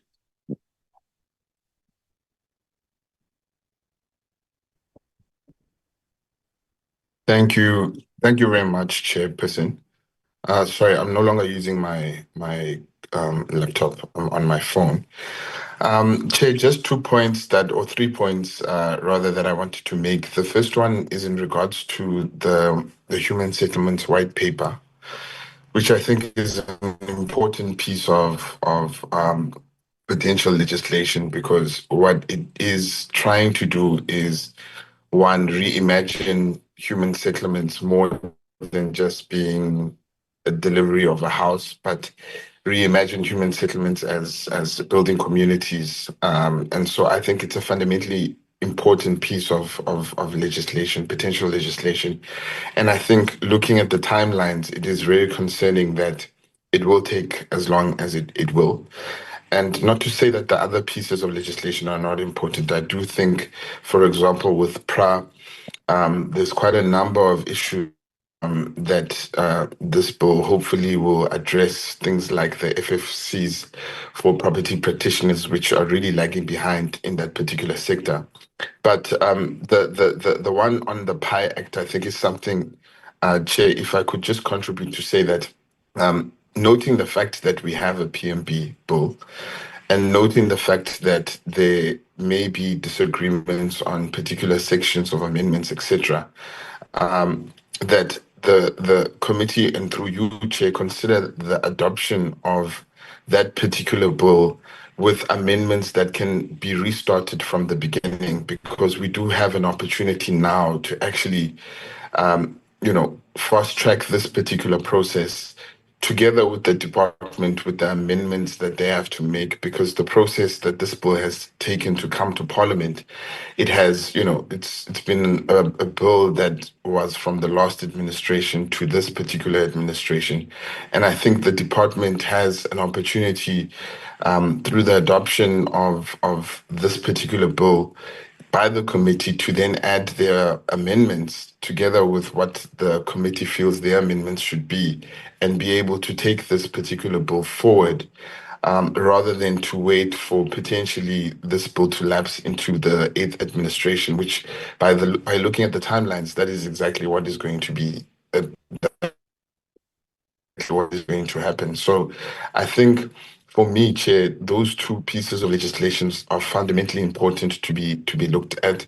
And of course, CSOS and PRA are very important, and I think there's quite a major element to look at. But in terms of the white paper, which again was from the previous parliament, the 6th parliament, it was not able to get through in that particular parliament. It is back now in this parliament, and I think we need to be able to pay attention to it and be able to ensure that it receives our attention as a committee, as well as the PI Act, which again lapsed from the last parliament and has another opportunity in this parliament for us to give it our attention. So I would say, Chair, I support your inputs, being able to look at these two pieces of legislation and see how we would be able to fast track them and deal with them.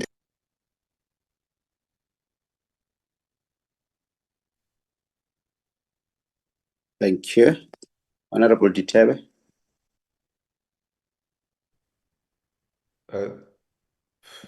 Chairperson, thank you very much, Chair.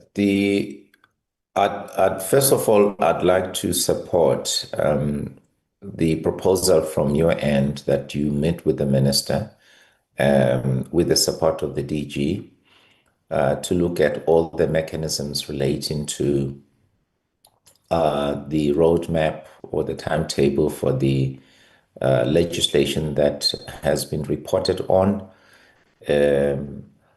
But the other issue, Chairperson, I think it's just a matter of clarity.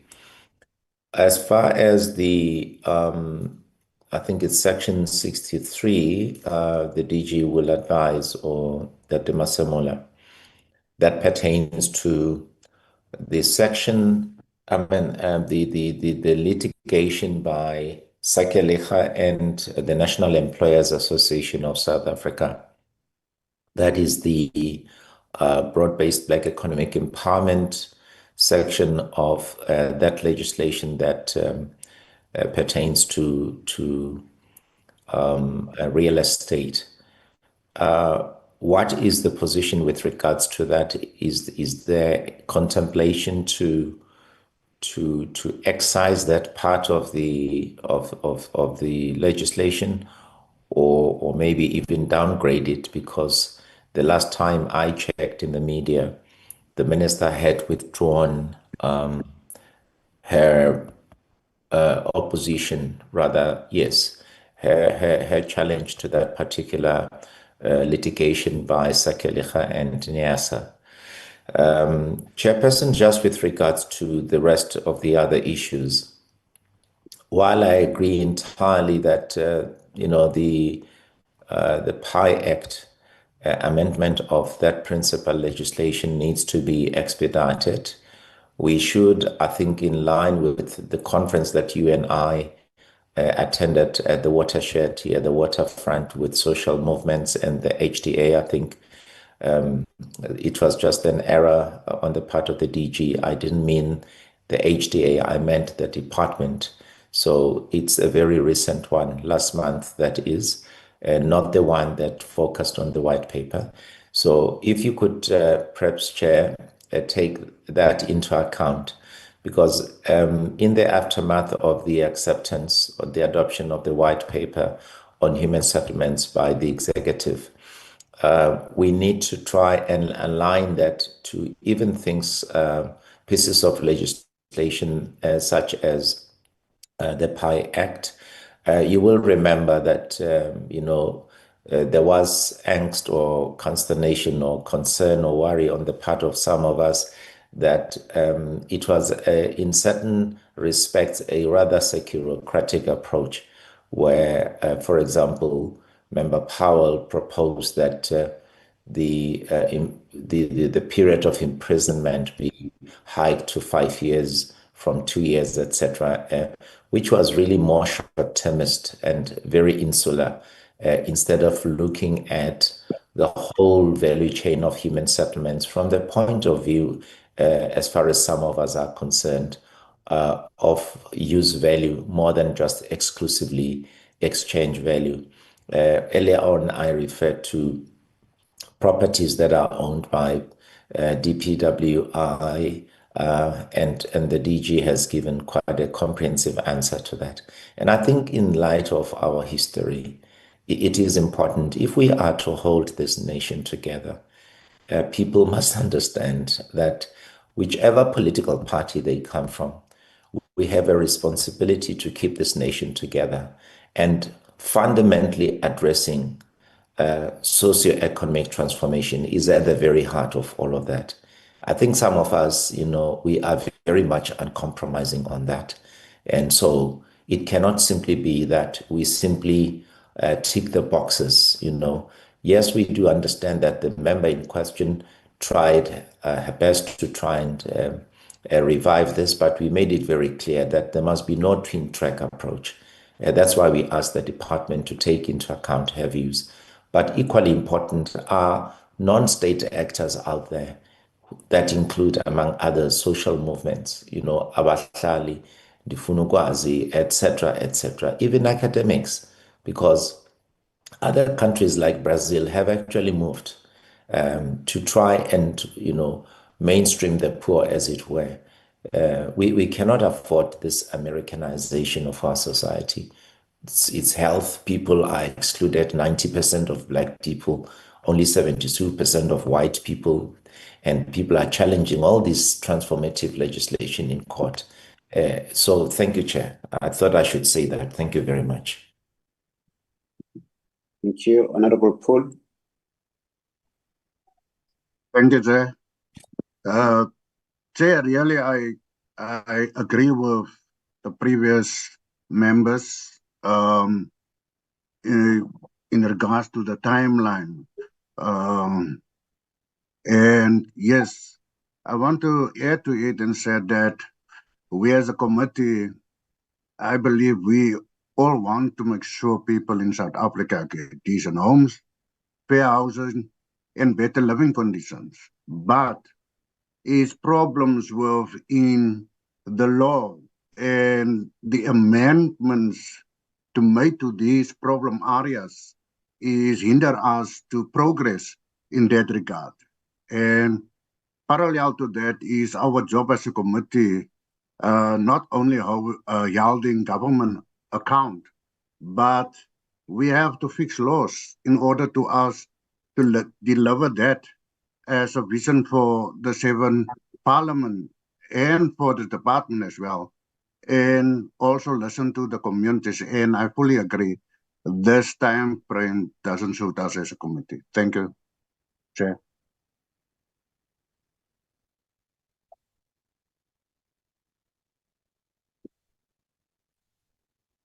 Kamede.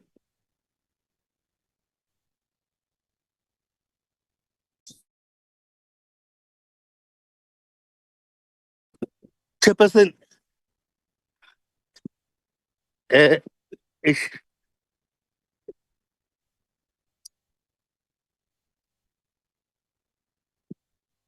I'm sorry, Chairperson. Hey, I'm sorry. Receive my apology. No, Chairperson, I think from I understand that we have lost the presenter, but let me have one or two things to say. The legislative roadmap is heavily backloaded with many key bills, regulations, such as Human Settlements Act, Housing Amendment Act, and the PI Act bill, not scheduled for submissions to Parliament until 2027-2028 financial year.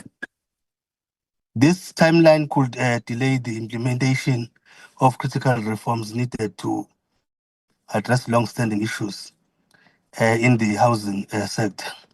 Let me quickly go to my questions, Honorable Chairperson.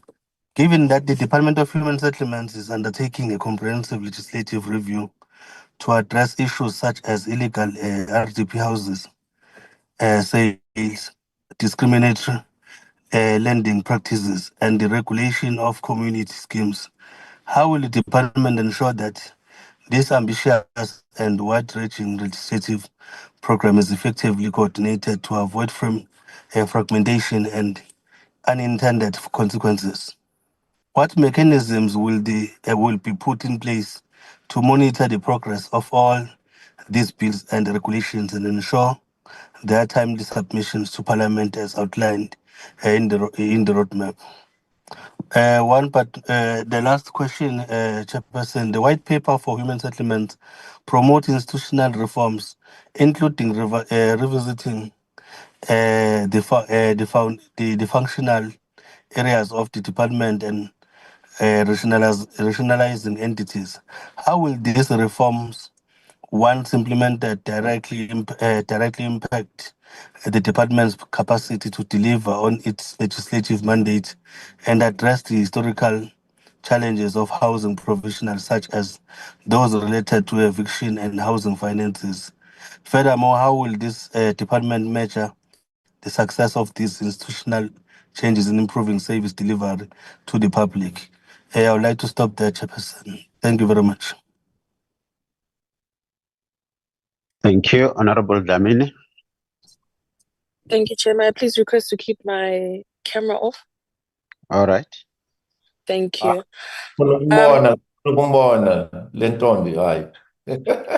What's happening? No, I'm in the bus, Chair, so my environment is not conducive right now. But Chair, I just wanted to give the position of the EFF again. One is that we are concerned about the timelines They've got no urgency. However, your earlier submission, fully agree with it, and we're going to look for other avenues as well to fast track the process. Any engagement to try to build those us into engaging a private member's bill that is racist in its nature, we're going to reject it. We rejected it when it came to us. We're rejecting it again. And we're not going to subject ourselves to out of desperation and then be manipulated into engaging a bill that is very narrow in its nature. But as to how to fast track the bill in order to process it in a faster manner, we will do that. And I thought that it was very important that we explicitly put our position in this meeting. Thank you very much.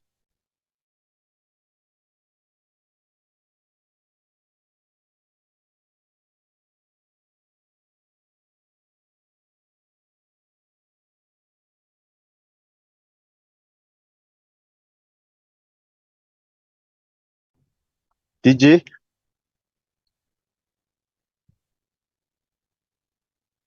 Chairperson, thank you very much.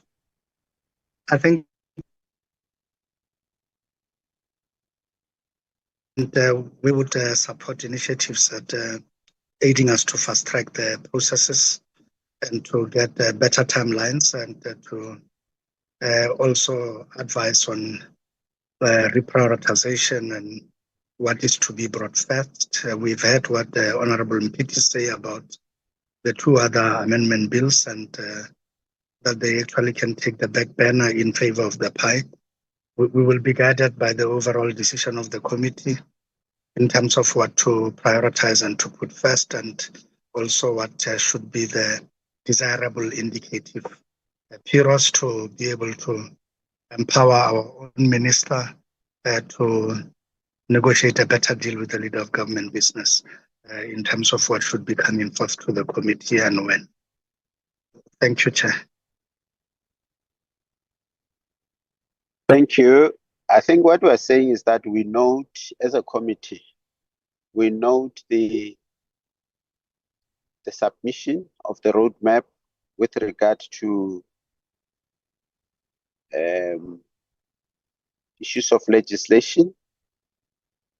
The chairperson will engage with the minister with the support of the DG and see how what way forward we can develop. And also, as members of the portfolio committee, we need to look at other alternatives, like Honorable Dlamini said, to get other alternatives of fast tracking these bills.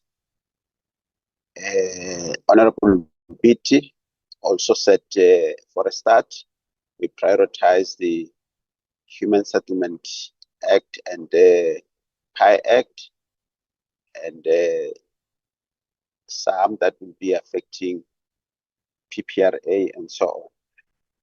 So let's agree that the chair will engage with the minister with the support of the DG and develop a way forward. We'll then report to the committee and see if the committee agrees on the way forward developed, and we deal with it like that. Are we agreeing on that one? With that summary, honorable members? Yeah, we do, but there's just an area that I asked the DG to clarify the committee on.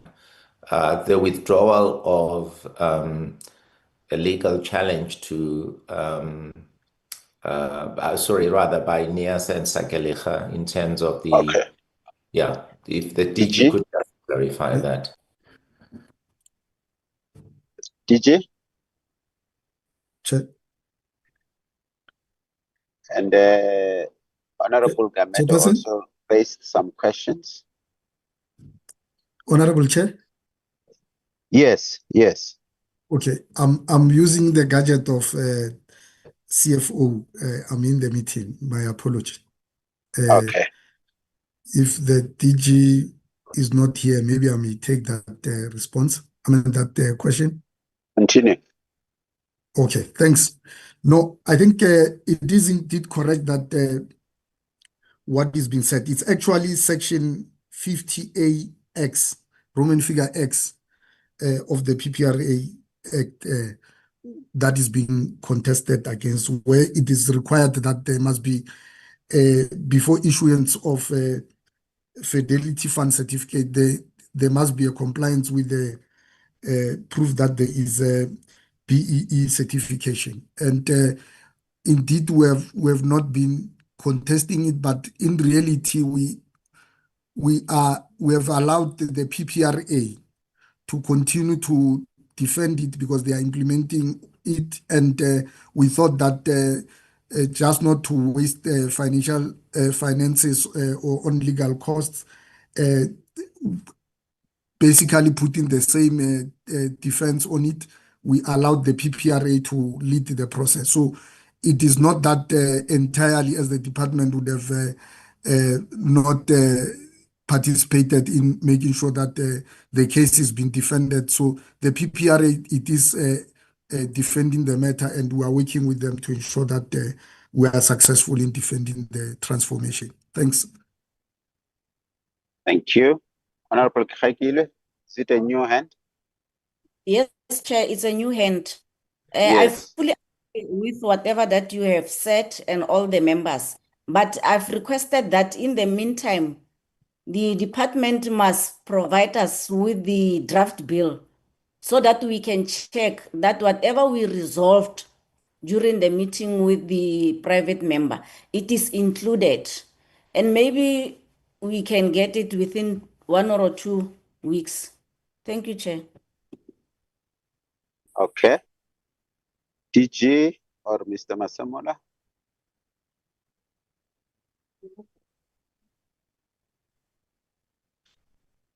It's indicated that we had begun in earnest to draft the bill.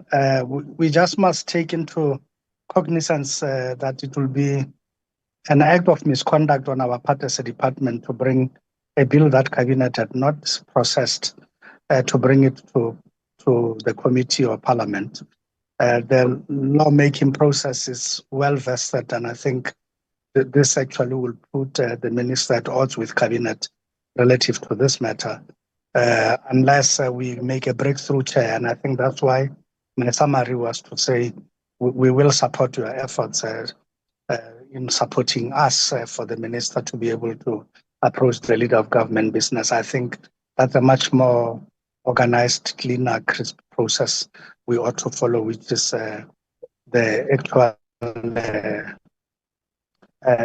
protocol that our state is hinged upon, and that the lawmaking process and its sanctity is hinged upon. So I think that I would suggest that we do that first. Your meeting is not far, it's Friday. It will pave way for a lot of things, and we are looking beyond that meeting, that it could then aid our cause in doing what we say and what Honorable Kekekulo requires. Thank you, Chair. Thank you. Let's leave it at that, honorable members. And we'll then take it forward after such discussions.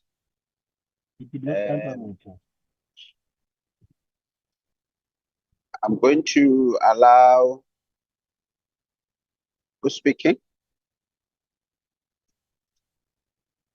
It was Mr. Chairperson. I thought the people were going to respond to my question.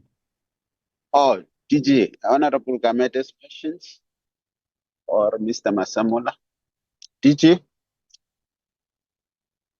My understanding was that Honorable Gameda didn't really pose questions. He criticized the program on the sense that it is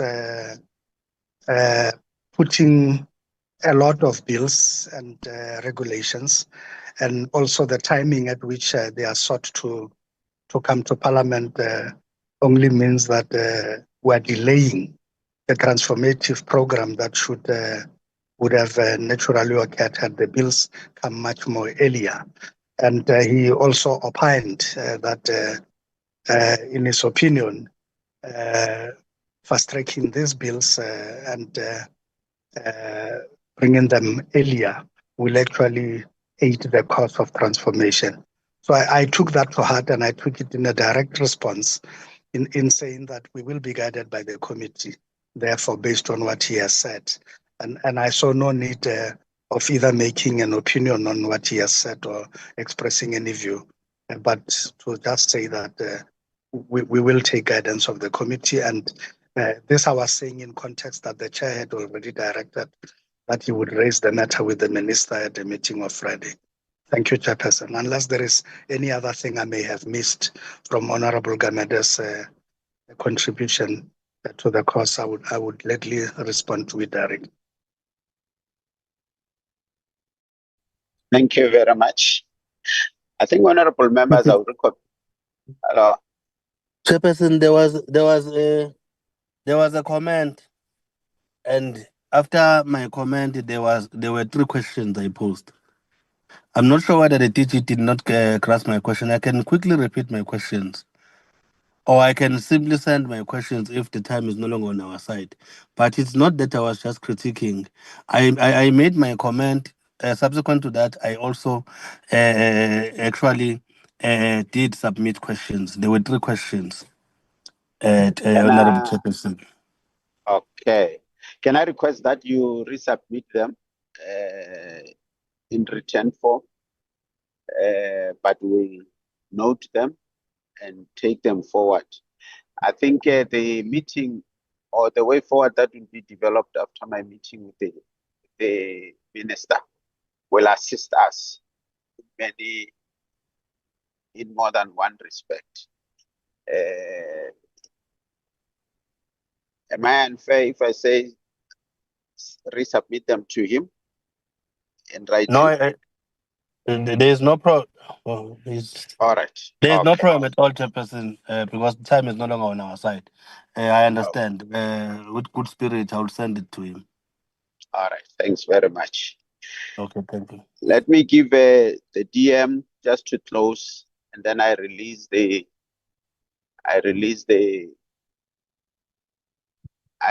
everybody. We remain with only members of the portfolio. DM, do you want to say some closing words?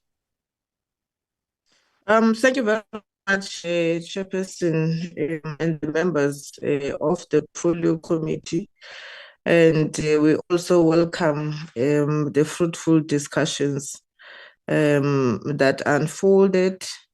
Mine, Chair, is just to say that the white paper moves us from a narrow focus on housing delivery to building integrated and sustainable human settlements, where people live with dignity, safety, and access to opportunities. Thus, we take it very much seriously, and we want to conclude on it, because it is also rooted in prioritizing the most vulnerable in our society, including the elderly, your child-headed homes, your households, child-headed households, and those in the greatest need. And then it also strengthens governance through measures such as the rationalization of entities, reforms to the housing code, and stricter enforcement against the illegal sales of the RDP houses that we always talk about. That also gives us some hurdles in terms of the eradication of the informal settlements, because people would sell their house and go back to the informal settlements. It also introduces the innovations such as the digitization of the needs register and reforms in titling, which will also make allocation more transparent and efficient.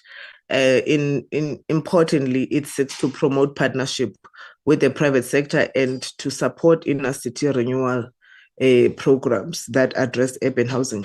So this legislation is a legislation that will enable us in the committee to turn the tide in our society, in ensuring that when we speak about people who are decently housed, we really mean it, not only in boardrooms, but also in terms of policy implementation. Because for us to translate these visions into reality, the department has set out a comprehensive legislative roadmap for a period of 2025 to 2030. So that also includes the realignment of subsidies to ensure that the most vulnerable are reached, reforms to rentals and social housing legislation, stronger measures for tenure entitling, and the rationalization of entities for a greater efficiency is also realized. So without wasting time, Chair, I think the way forward, I'm supporting it. Your meeting with the minister and the DG, it will perhaps assist, because this remains our collective vision. It's not only like to provide houses to build safe and London communities that upholds the dignity of every South Africans. People must be in a livable condition and in those communities, and then it becomes our collective responsibilities, knowing very well and notwithstanding the fact that the portfolio committee has role of oversight, but this legislation, it will also assist the committee. And thank you very much, Chairperson.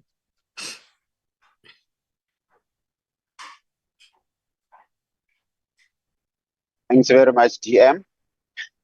Can I release you all and remain with honorable members, the parliamentary support staff, and PLOs, if they are available. Thank you very much. Enjoy the rest of your day. Thank you, Chair. Honorable members, quickly, at 1, I have another meeting of chairpersons, but I want us to deal with 2 issues quickly. The strategic plan and a briefing on the study tour. With regard to strategic plan, you remember that in our last meeting we adopted it in principle, but said the content advisor must go and improve on certain things. Of course, it's a living document. Because of time, not sure whether I'm unfair to you. It was sent to you. Can I get whether something that we can submit? We're supposed to submit tomorrow as a due date. Are there issues that you have raised after going through the revised one? For example, we talked about weaknesses, strength, the SWOT analysis, that it must cover all. Are there issues? I just want to know that. But let me allow the content advisor just to summarize without presenting, just to direct members where you made some improvements and we hear their response, and then we are ready to submit.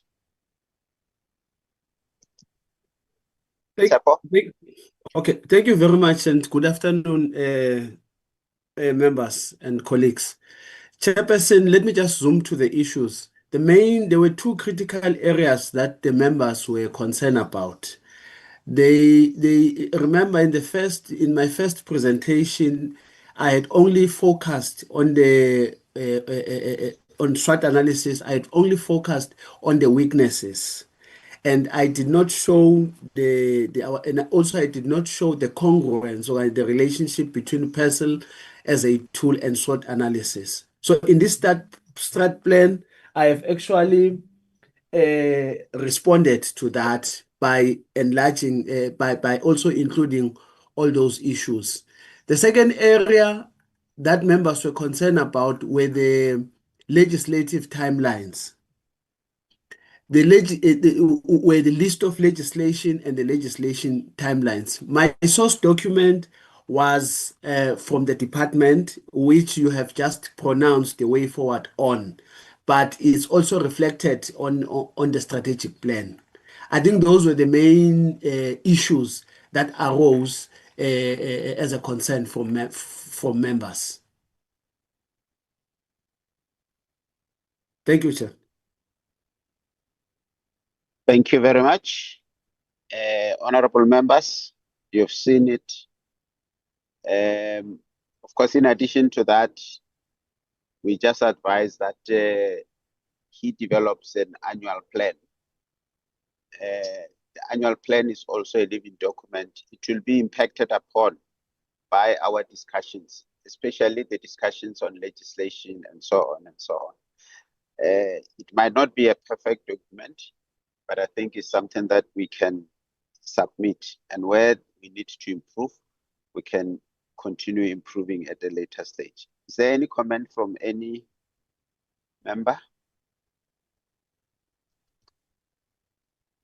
Silence means, oh, Honorable Kaikile. Chairperson, ne ke re amogele strategic plan as well as the APP.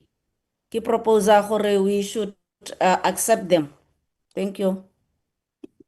Okay. Honorable Poole. Thank you, Chair. Chair, just a few notes for the department to focus on is that for us as the committee, oversight is a core focus. Delivery promises within the document are very ambitious but risky. Take note of it. Public involvement is key, and how will we ensure that? And new amendment laws, and we just talk about the problematic of the timeline for fixing and amending problem area when it comes to legislative part. And then, of course, we have to take note of the funding that is very tight. And yes, and consider not that expensive study tours, but that more money goes into the service delivery of houses. Thank you. Thank you very much. I think members are saying they note that, although there is a challenge on timelines on legislation, but it's something that we can submit. The budget is tight and it's attached to the annual plan, but it's something that will continue raising. Even in today's meeting, we'll raise that. All right, Tsepo, members are fine. We can then submit it. The last one quickly, honorable members, is on study tour. In our last meeting, we talked about our preference. I think even when we discussed the strategic plan, we set 3 study tours in our term. And the first one being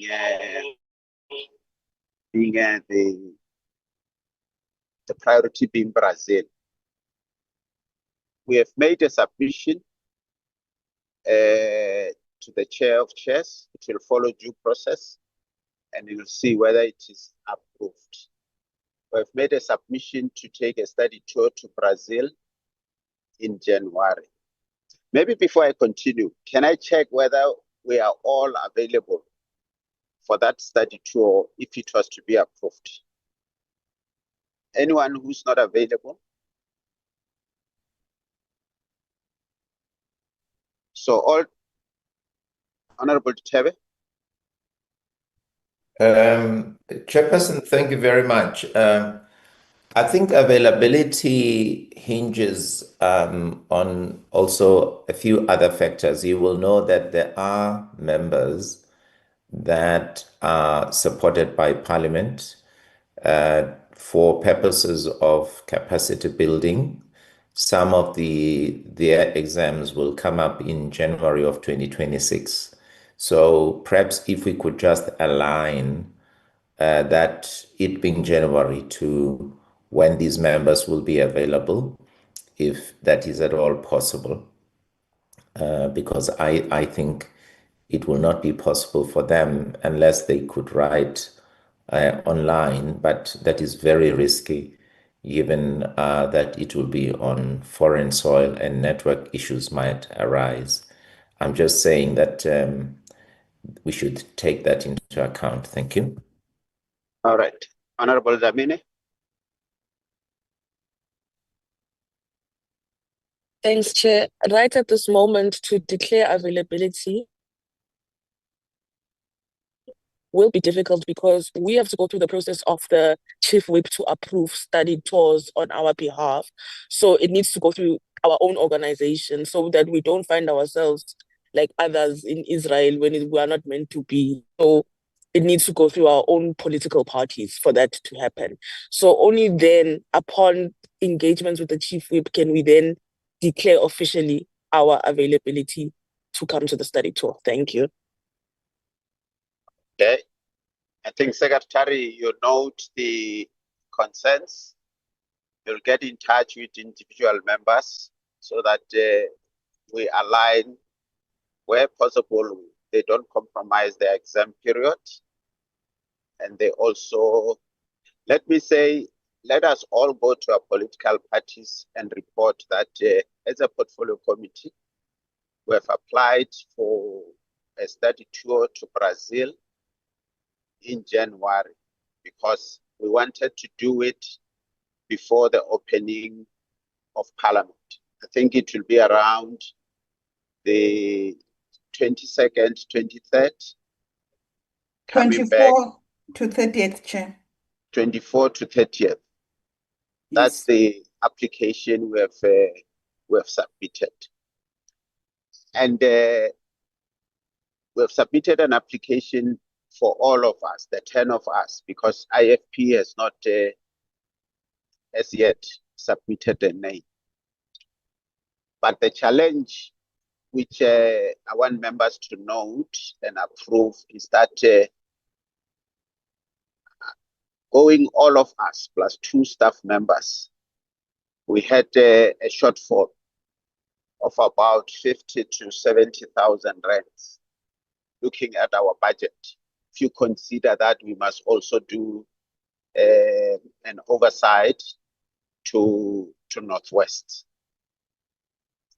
And we're proposing that to cover that, we'll negotiate with Parliament to see whether they can augment.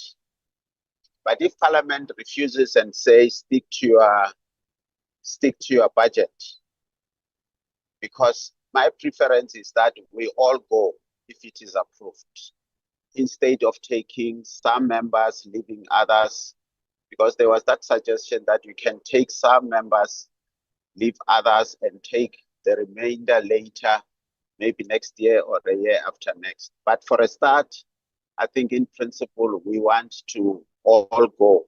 Of course, if our political parties approve our going there to Brazil. So this shortfall, we thought we could request members that if it is approved and Parliament is not ready to augment this amount of about 70,000 or so, when we do the oversight to Northwest, for us to cover that, we'll then request members, if possible, to use our normal entitlements for flights. And then we shall have saved that money. But if Parliament is able to augment, then there's no challenge. But if Parliament says, work with your budget, for now, we'll be able to do that. So for this trip to be successful on all of us go, if our political parties approve, we need that intervention. I don't know whether members agree to that. On my side, Chairperson, I think you are being fair. It does make a lot of sense. I support. Okay. So do I, Chair. All right. Honorable Ditebe. No, Chair, we support that. I was about to be naughty, but it's fine. Okay. Let's hear it, Honorable Ditebe. Chair, that's fine. I support you. Okay. Honorable Dlamini, what's your view? It's supported too. Honorable Poole, what's your view? Support, agreed, Chair. Honorable Mpiti, what's your view?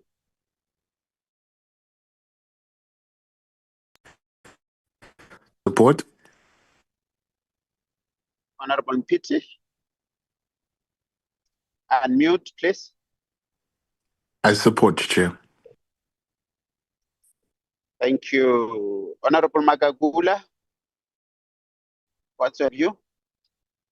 Agreed, Chair. Honorable Magagula? Agreed, Chair. I'm not well, Chair. Okay, thanks. Sorry for that. We wish you a speedy recovery. Any member leaving out? No one, eh? Secretary? Nah, Mara, I support. Oh, Honorable.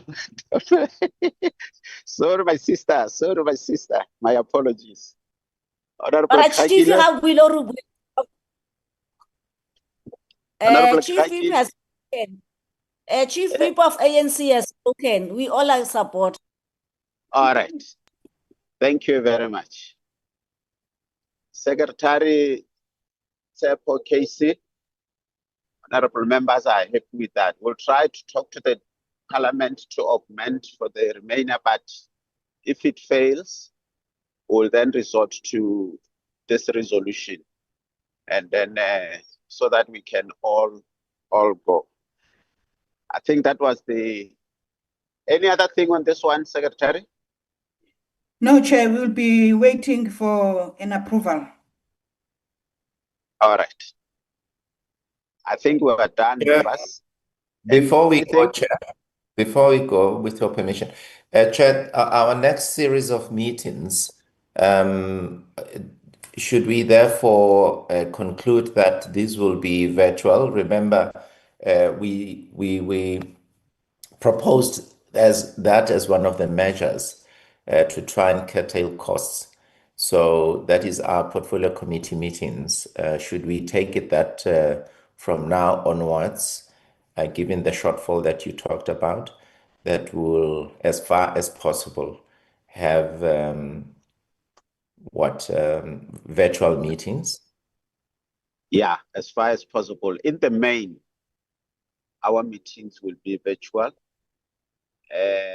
Of course, depending on our discussions with Parliament, if there's a meeting that really needs us to be physical, we'll engage with Parliament and see how far possible is it. But for now, in the main, our meetings will be virtual. I don't want to say all our remaining meetings will be virtual, but let's say in the main, or like Honorable Ditebe put it, as far as possible, they will remain virtual, so that we try to save with regard to our budget. Are you fine? Okay. Yeah, thank you. Having said that, honorable members, thanks very much for your time, and enjoy the rest of the day. We'll meet again at 15 hours in the House, either physically or virtually. Thanks very much. Enjoy your day.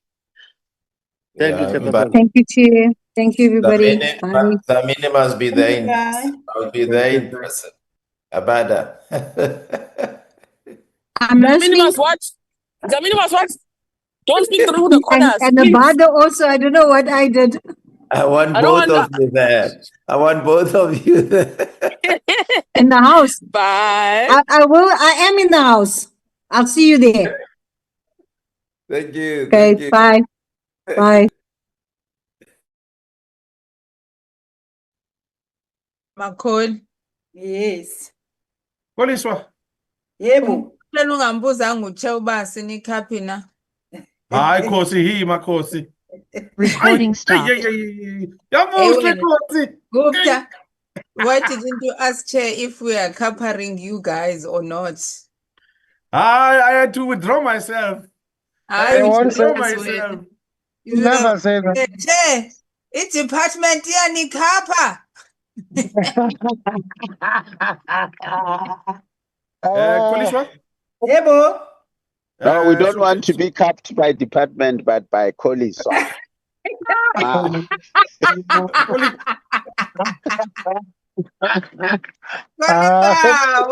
Ndlunkulu khawuzamele. Oli. Yebo. Can I No, proceed with Makhumalo, the you must Nomakosi cover then? us, man. Remove that Makhumalo. top structure. Thank you, Chair. Yeah? Yes. Is it agreed to, ne? As Chair said. So they'll use It has entitlements, been ne? agreed to. Okay, sure. Thanks. Bye. Sharp, bye. Mr. Mnyambane. All I'm watching is the parliamentary questions for the trip. Prima Khosi. Prima Kholi. Hello. Ufuna ukuzibuka umakhola kasemhle sana mazana.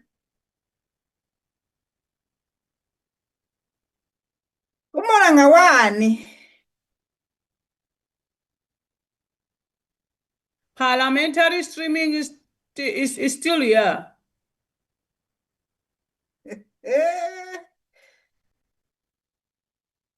Papa yinge bakhozi manje nifonele ke sharp. Sure.